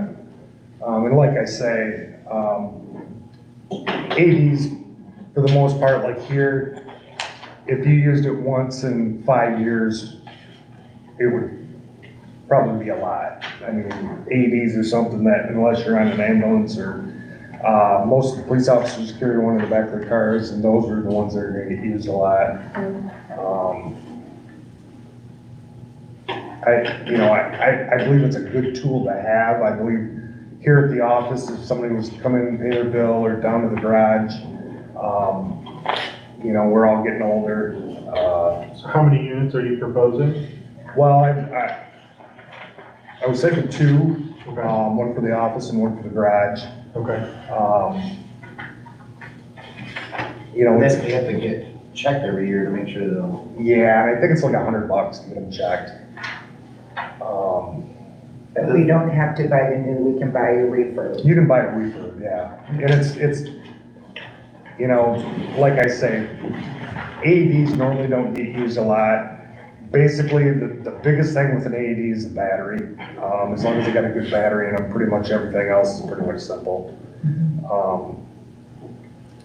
Basically tells you what to do, you get your pads along with it. I generally, pads expire, so you end up buying new pads for it. Probably a new battery, I'm not sure what batteries, but generally if you get a recert on it, it's generally about $100, and then if you needed to have the parts for it, then you can get it done, but you'd have to do that if you bought new anyway, so. I personally wouldn't buy a new one simply because I don't see the cost benefit in it. So what do you like? About 1,200 approved. We get 2 used vendors and then you just go to Sam's to get the. And then I can just, a first aid kit's gonna be, that's underneath the spending limit anyway, so. Okay. So 2 fillers would be what? If they were $675 a piece, $13.25. So if my math does not exceed $1,500, you build 2 fillers and get a couple, even, I want to say Costco, but I know Sam's has got a hell of a kit that you can get, big box. The first aid kit? Yeah. Yeah. It's pretty, we use it at our shop. All right, well, I recommend to the council that we have the DPW, and for the village office, they have 2 fitters that'll be included in it, along with some first aid kits, not to exceed $1,500, and have Shane, get that around. So moved or second? So moved. So moved. Second. Any discussion? No, but I do think it's a good idea these days. I agree. Especially because of the stairs. I mean, you've got, it's just one flight of stairs, somebody going up and down it, you never know. Yeah. With the discussion, just make sure we have that, when you get the 2 fitters, get the information so we can put it either on the computer or we have it on file so they know the next year it can be recertified. Yeah, and everybody's that is employed here should take a class on it, and I think we can even include the counseling on something like that, and I can get, I have my instructor for my EMT, still does it, so I can set something up to get some training done. And we can even do first aid along with that, so, I mean, first aid CPR, if anybody's interested. Yeah, we can do that, we can set that up sometime even, Something, yeah. Make sure we got the receipts. Yep. Okay. All right, any other discussion? Roll call, please. Schulte, Yes. Schulberg, yes. Stanfield, Yes, Walter, Yes. Hitchcock. Yes. Okay, thank you. MMTA Basic Institute Year 2. Yeah, this is second year, and it's, we have 3 Oh, years to second get year. certified. For 4/21/04 to 4/26/2024. Yeah, last time I split this up into like 2 different months for the meetings, but got them both at the same time, since it's quite slow. So this is what it adds up to be right here? Yeah. 11/31/80. Mhm. Where are they gonna be at again? That one's in, the Comfort Industries at Mount Pleasant. Mount Pleasant again. So you gotta get a room again? And then you'll just provide, if there's meals or anything, provide the receipts for that. Basic. Okay.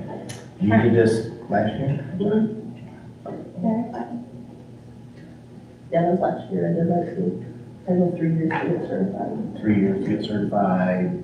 As a Michigan treasurer, they have a, like, Michigan Municipality MICPA. Treasurer Association. Yeah. Okay. Woo, certified treasurer, and a certified clerk for the next one too. So do you only need a recommendation for that, plus mileage? Yeah, I got the, Okay, there you go. And the council want to jump on this? So I will make a motion to approve Jessica to attend the second year of Basic Institute for MMTA from 4/21 to 4/26/2024. Not to exceed the amount totaling 113,180 plus mileage and if there are meals, to give her the allowance for that. Second? Okay, any discussion? Roll call, please. Schulte, Yes. Schulberg, Yes. Stanfield, yes, Walter, Yes. Hitchcock. Yes.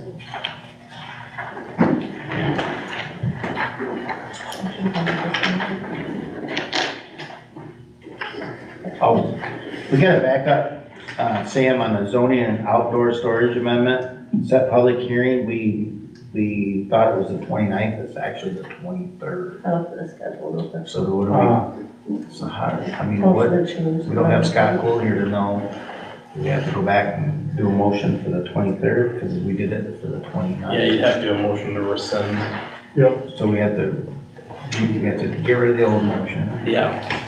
So I recommend to the council that we have to pull back the motion that we had set up for January 29th, 2024 for the zoning and outdoor storage amendment.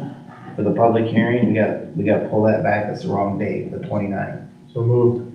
Okay, got a second? second, Okay. Roll call, please. Schulte, Yes. Schulberg, Yes. Walter, Yes. Stanfield, yes, Hitchcock. Yes. So apologize to the council that we got the wrong date. So the zoning and outdoor storage amendment set public hearing will be for January 23rd, 2024. So moved. Need a second? second, By Lana. Okay, any discussion? Seeing none, roll call please. Schulte, Yes. Schulberg, Yes. Stanfield, yes, Walter, Yes. Hitchcock. Yes, thank you. Now we're on to 6, MAMC Basic Institute Year 2. So it means the second year she's into it, for March 17th, 02. March 17th. Do that a typo? yes, Yeah, I'm in March 17th to March 22nd. That's how it happens. Oh, I see, the 17th through the 22nd. Mhm. Okay, got it. Yes, you got it. So this one comes first. All right. Well, that's kind of crazy. Yeah. Clerks, you gotta do it to keep your clerks, right? Mhm. So this is gonna be in what? Is it gonna be up here or? Same place. What? Same thing? Yeah, they, yeah, that same place, at the Comfort and Mount Pleasant. Is that the same dates?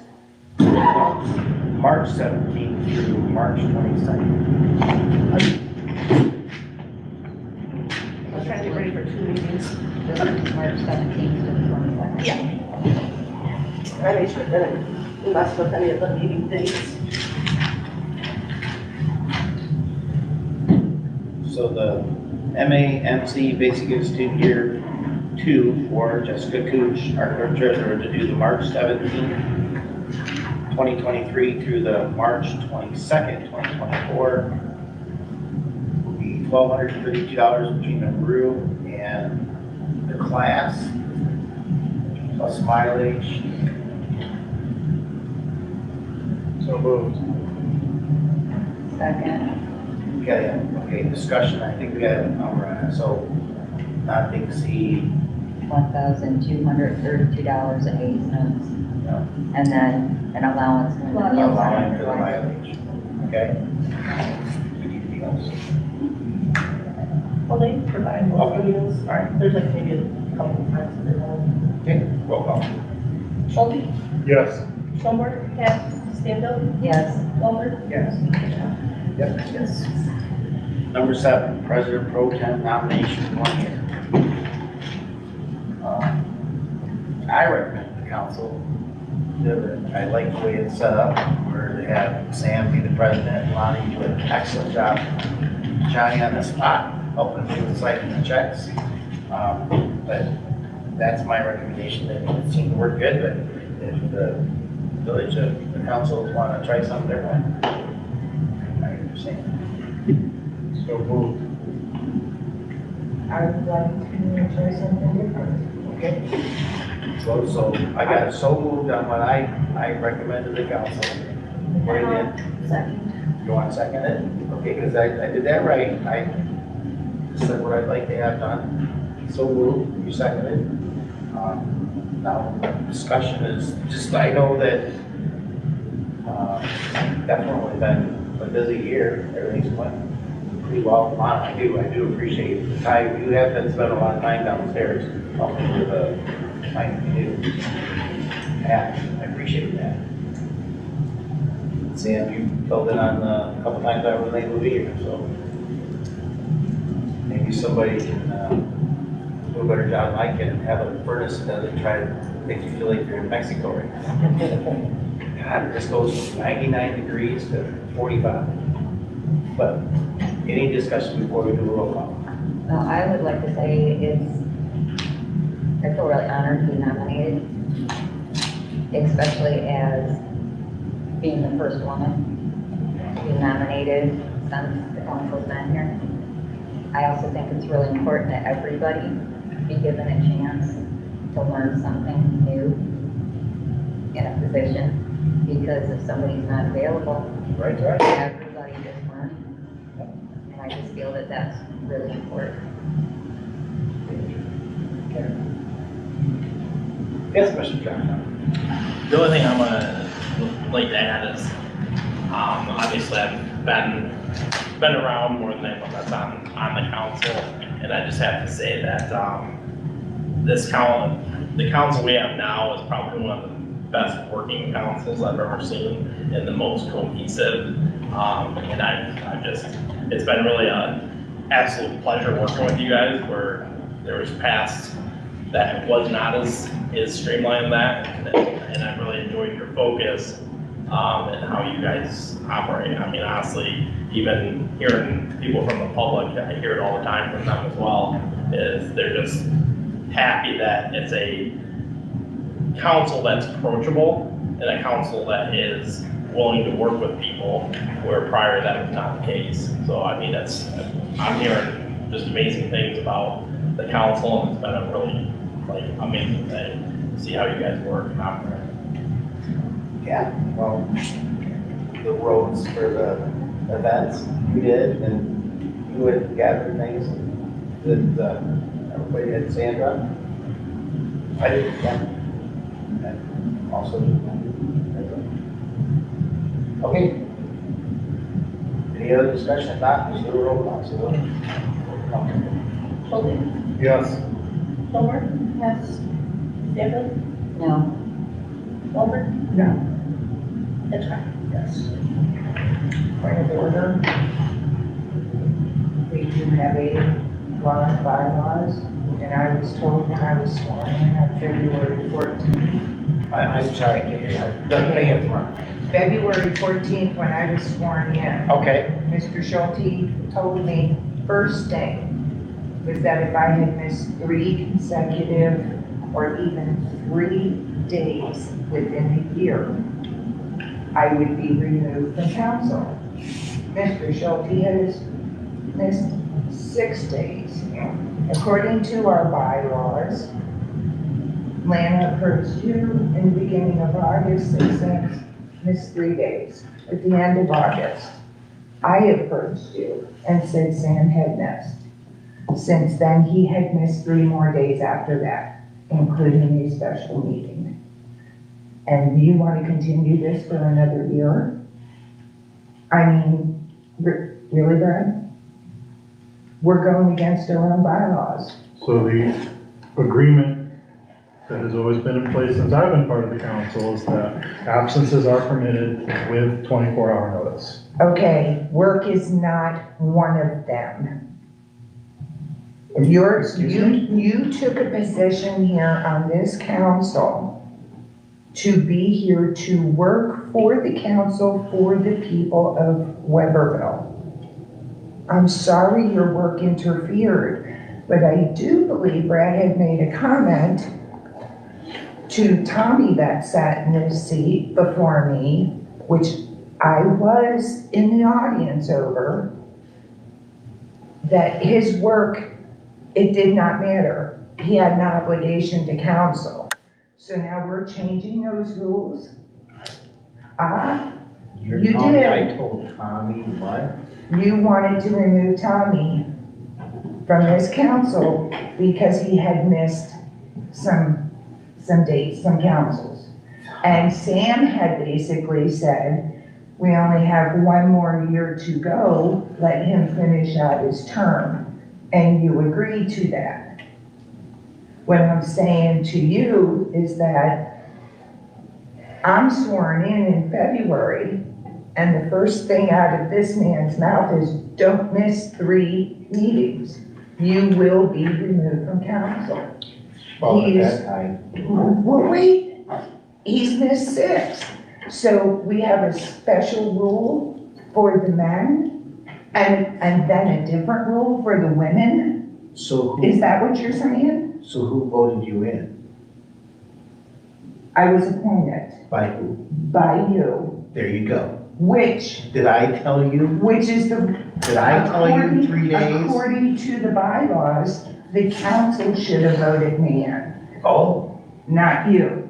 oh, okay. So you putting him in this spot, council should have voted on that. Read the bylaws, guys. You gave me the bylaws to read. You gave me the books to read. I've been reading them. Actually, I ran the meeting where you were appointed. I made. That is correct.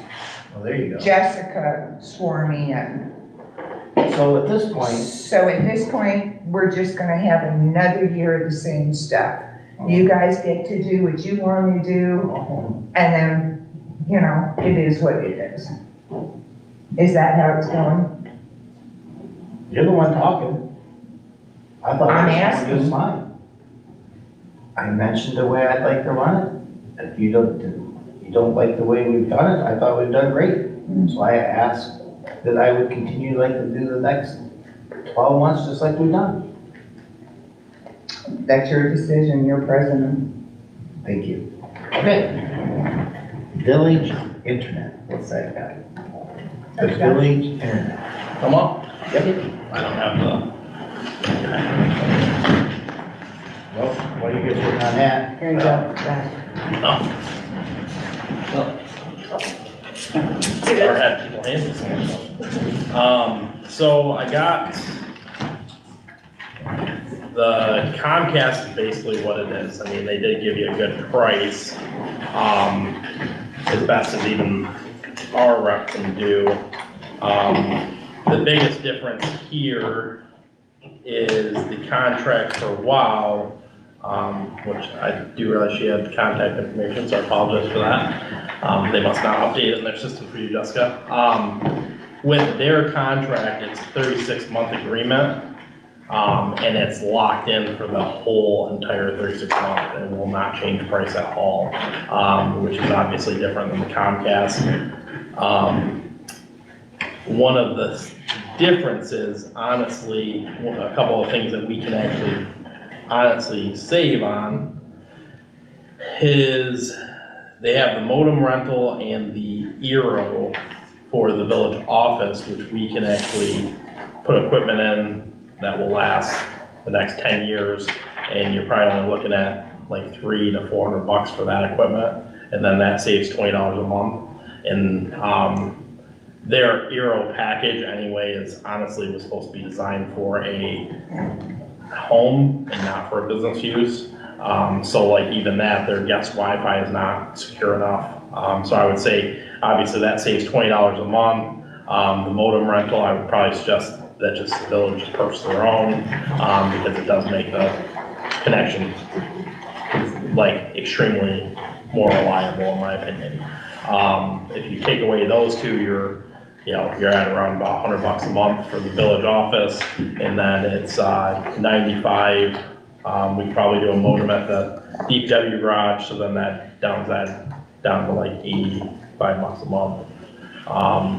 So substantially cheaper than what's currently being paid, and that would upgrade them to 500 or 600 meg compared to, I think the village right now has 15 and the DPW has 30. So that's a substantial difference. And looking at the historical records that we have since we've taken over the IT, the only time the village has actually lost, except for there was a billing snafu recently, but prior to that, the only time the village has ever lost internet was when the power went out. That's the only time they've lost it with WOW. So I would suggest that I think WOW would be the better option as it says right now. I think that would be a cost savings, better speed, and it's been fine with the village thus far. What about when Surf comes in? Maybe you can answer that. Well, last I knew, Surf have they continued? Because last I knew they abandoned them. No, They were driving around my neighborhood last week. Okay. they're the ones that hit the water line. Yeah, because I know they're running lines through town to connect to their main source, or to connect Williamston. And I think they're even going out Stockbridge, but. Yes, they are. They are, okay.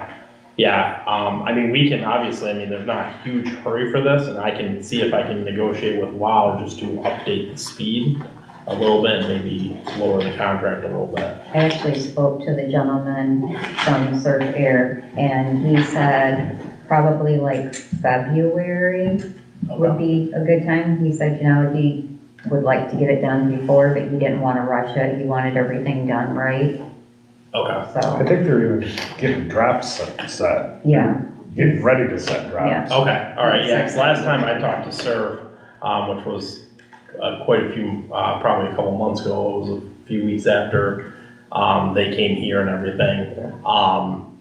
The amount for the drain commission permits, they couldn't absorb that amount, so they decided to abandon They Webberville. didn't want to absorb that. Right, yeah, they're trying to get us to negotiate, and then last so like I said, you're more informed, because last I talked to Alan and that gentleman from, PEA group as a whole, they said they're not, because they don't want to pay the permits, they're not gonna do anything, but if they're going down all the roads. Yeah, they're on the north side right now. I anticipate, next week they'll be in the south side. They were talking, they've got one drill crew in town right now, and possibly, to speed things along, they may be calling a couple more drill crews in, Okay. so. But yeah, like Juan said, I assume probably by February. Okay. I've got the guy's card at home on my fridge, so. Yeah, I'll reach back out to Adam, because he was conversating back and forth with me, and then all of a sudden, as soon as he brought up that they decided to abandon it because of the cost of drain thing, his contact with me, It's a different gentleman. Yeah, huh? It's a different guy. Is it? Yeah. Okay, so maybe he got moved to a different project or something, maybe that's why they But, I mean, that's absolutely great. We don't have, because that's coming from Livingston County, we don't have a ton of customers in Livingston County. I don't have a ton of information about them. What they're selling, I feel like is good, their price is good. But I also, because they were a long-range wireless company before and they're just now doing fiber, I haven't got to see their actual fiber department. I haven't got to see what they're actually doing.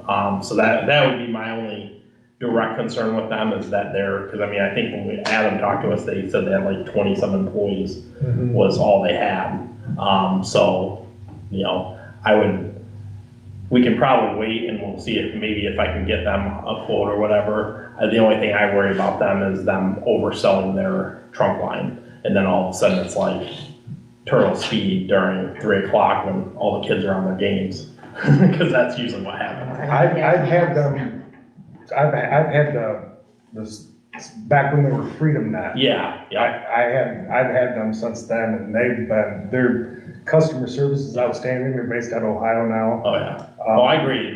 We have a couple clients that had Freedom Net, and they were really awesome, except for when Surf bought them, a bunch of them that. Do you have a tower then? I've got like a little antenna mounted on I didn't know if maybe, because you have a decent amount of property, if you're, you know, had a tower on your property. The tower, I can see the tower, well, the tower's on top of a grain line, and Yeah. I can see from my house. Yeah, I was gonna say that's usually how they operate that, and they did really good, but Freedom Net did the same thing. That, like I said, would be my concern with Surf, is they oversold their trunk. Mhm. So then certain areas, they just didn't have the bandwidth, so if you had all your neighbors on your internet, or on the internet, you were like. Yeah, I don't tell anybody about them. Yeah, yeah, you gotta keep it trade secret, but fiber is extremely fast, and, like I said, I just haven't got the, you know, so I would say if that's the case, table it, and I'd be happy to even reach out to them, see if they can provide a quote and a build time. I don't see the harm in waiting to get till they're operational and get a quote. Yeah, no, I think that's always. We're not under any I'd rather pressure yeah. to do anything right now, and honestly, I think that if we were to go with Surf Air, because they are such a small outfit and relatively local, I think it would be a benefit for the village to actually be a bit of a guinea pig. Yeah. So that way they can, you know, promote that if it is a viable service. It's kind of weird to me though that they haven't, because they have to sign up a franchise agreement with the village in order to be doing what they're doing. Because that was one thing that, like, Adam kept telling us that, like, yeah, they're putting the cart before the horse because they can't even operate here without that. I thought we brought something to council I thought we did too. Did you on guys? that, Okay, maybe you guys did then. and that fell apart after the fact. Okay, all right. Because they didn't have their permitting from the drain commission. Right, okay, I just wanted to make sure of that, but no, I mean, that's fantastic, obviously, like, when I was the one that originally reached out to them when I heard that they were starting to try to come this way, and I talked to Adam from Fowlerville, and I was like, hey, like, come this way. Yeah. He's like, oh, let's do it, you know, so I'm really excited that that's happening, that's, if they can truly offer what they are promising, I think that, I mean, even for the residents, it's gonna be like completely life changing. Yeah, my son is just waiting, he comes, are they ready yet? Are they ready? Are they ready? Yeah. And I'm like, it's coming, son, just Yeah. hold on. No, it'll be Hey, it. how many more days now? And I'm like, just easy. Yeah. And he's like, oh, I want a game on that, I want, and I'm like, oh my lord. Yeah, the only concern I've had is kind of the same one at the DDA, that Cloud was saying they're doing a broadband accessibility study right now, because there's a big chunk of money that the state's getting to start handing out money. And my issue from the start is kind of, you know, is basically what Comcast did, which is Comcast came in the same area that has broadband, put a bunch of connections, and Comcast has no interest, from yet of conversations I've overheard, they have no interest in expanding from the core, because it doesn't make sense for them to, like, go a mile and only pick up like 5 customers. Like, that doesn't make sense to their business model. hopefully it sounds like Surf, they were really actually excited about trying to branch out, so hopefully they do. But the thing I have a problem with in general with the federal grant, you know, and the federal money that's been doing, it's like all you're doing is allowing these companies to come into areas with federal money, so they don't have any build-out costs, just to squash the competition. And, you know, that's not really fair in my opinion. It's the whole point is to reach out people, because I feel terrible for people in Fowlerville, Webberville, and Williamson, that if you get outside the town limits, you have nothing. I mean, it's literally like you're dead. You know? Even when Frontier was, we couldn't get WOW. I live on Black Oak Street. Yeah. Second house in, it was too far off of Grand River to get WOW. So we had Frontier, and they are like, I have no good words. It's like, you know, it's like if you're in the Frontier. Yeah. My stepdad lives on 52 and 36 right on the corner. Yeah. He cannot get internet. Yeah. And I told him that Surf Air was working its way, and he's like, please let me know, because he can only get, I think it's DirecTV or something, and his bill is It's just crazy. outrageous. Yeah. I'm like, I'll get you hooked up when it comes that way, I'll teach you how to stream, you're gonna throw the remote, you're gonna call, and you're gonna cuss me out, but I'll teach you. First, according to Surf Air, they are a true month-to-month, no contract, so if we do end up going with them and things go south or we don't like it, we at least have the opportunity to switch, whereas right now this WOW contract is for 3 years. 3 years. Yeah, and I mean, because they're really not giving you guys like Comcast and I'm sure Surf's the same way, 'cause every single one of these ISPs don't give you don't get discounts if you have multiple locations, they just don't care. Yeah. So maybe even something to even consider is the fact of having DPW on a different internet as the village, so you have a little bit of redundancy in case something happens, at least, you know, I mean, at least there's something there, and a structure still in place. Because I mean, again, they're not getting any discounts either, one of them for multiple locations. Gee, I wonder who's getting the crappier one. I was gonna advocate actually Surf to go to you guys, because I know WOW build out, if they were to do fiber there, I mean, they're just doing coax, if you do fiber there, they're gonna end up charging for it. So like if you get Surf to, when they start going down Party, if they go down Party, They started on there, yeah, then, you know, that might even be a conversation for the construction lead right now, is talk to them about possibly you might want it, so they can actually put like an actual like connection right there, because otherwise unless they're gonna go to that subdivision, which I doubt it, because there's obviously they have to cross the creek. Right. They're probably gonna Another stop. train crossing. Yeah, Yeah. I'm sure they're gonna just stop right there. But I mean, like I said, in the interim, what I'll do is maybe I'll reach out to WOW and see if I can get them to upgrade the speeds a little bit. Because yeah, the 15 for here, I can even tell you from streaming, I'm only able to stream at like 3 megabytes a second. And it's barely enough to keep, I mean, we're rocking usually between 580p and 720p. So like, which is half of what HD is. So not like we all need to be on HD by any means, because I mean, I didn't put my makeup on today.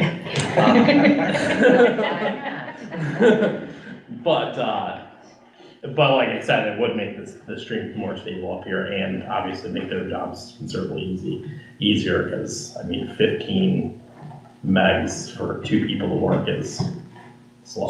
So what do? We recommend at least 2. Just table it? Yeah, table it. I would just table it, and I'll see what I can work on to see if I can get them to, maybe just increase the actual speed for maybe a lesser cost or something. Okay.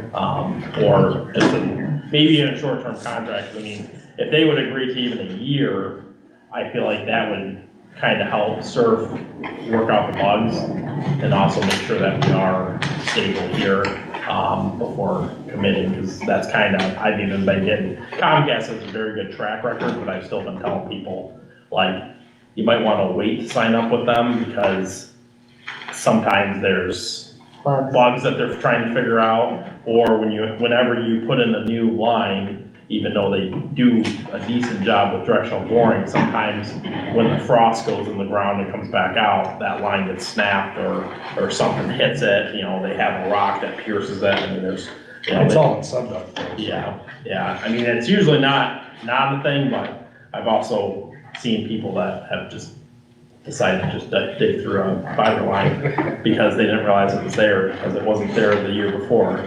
And, I mean, the directional boring thing is pretty cool, because, I mean, obviously they go a long distance, because, I mean, they knocked out between Webberville and Dollarville in like, what, less than a week. I mean, they were running fast through there, I was actually shocked. I was like, man, you guys are, like, it's weird, because they're on the other side of the road between Bobble and Webberville, and I'm like, I wonder how that's working out. So do we need to cancel the December 19th meeting? It's only a week. Yeah, Yeah, that's, I don't think anything has come up that we need to I say discuss. cancel anything on the Go to agenda. January. I say that's our Christmas present to As long as we get the sheriff's department to say, we're not gonna let Do you the do 1 this year. 1 year. Why don't you just leave it in place, and then you guys, I mean, what's it, That's my only concern. how many hours? You have to post it 18 hours? If they, Or I at least I'll let mean, I think we should leave it, and then, because I know that the meeting's here, and then we'll see how they react. If they're okay with it, fine. If not, then we'll have if to. not, we come back and just sign that. It'll be a quick meeting, I'm fine with that. be the quickest one. All right. Hopefully. Anything else that anybody can think of? Any other Facebook comments? No, spray. That's it, it's the high mom. That's all you So you're got. telling me, Mr. Rocky, that one person out of all this live stream, only one. Yeah, yeah, the problem that you have a lot of times too is, obviously people have jobs and stuff, because, as I told Dan, I'm like, it's pretty amazing that you'll look a week later at the, Facebook gives metrics of everything, and there'll be like, sometimes 400 or 500, I mean, I even have like 700 people that viewed the video. Viewed it. Yeah, so it's like, I think a lot of times people just watch it later, you know, or they might even wait till it's all done and then they kind of speed Skip through it kind of thing, because I mean, there is a lot of, you know, Some things they don't want. uninteresting things, you know, in there. I mean, no one, you know, I mean, I think it's interesting, but, I mean, but everyone else probably doesn't. Hey, at least my kid, who's, you know, a senior, is paying attention to That's what's awesome. going on in the. Get her government credits. That's. She's watching I us. seen two crossing people up there at Grand River. Yeah, like a Yeah. crazy. What? Oh, he went on training. Yeah, Oh, cool. he's gonna do it, I think he's filling in Friday morning, if I'm not mistaken. That's awesome.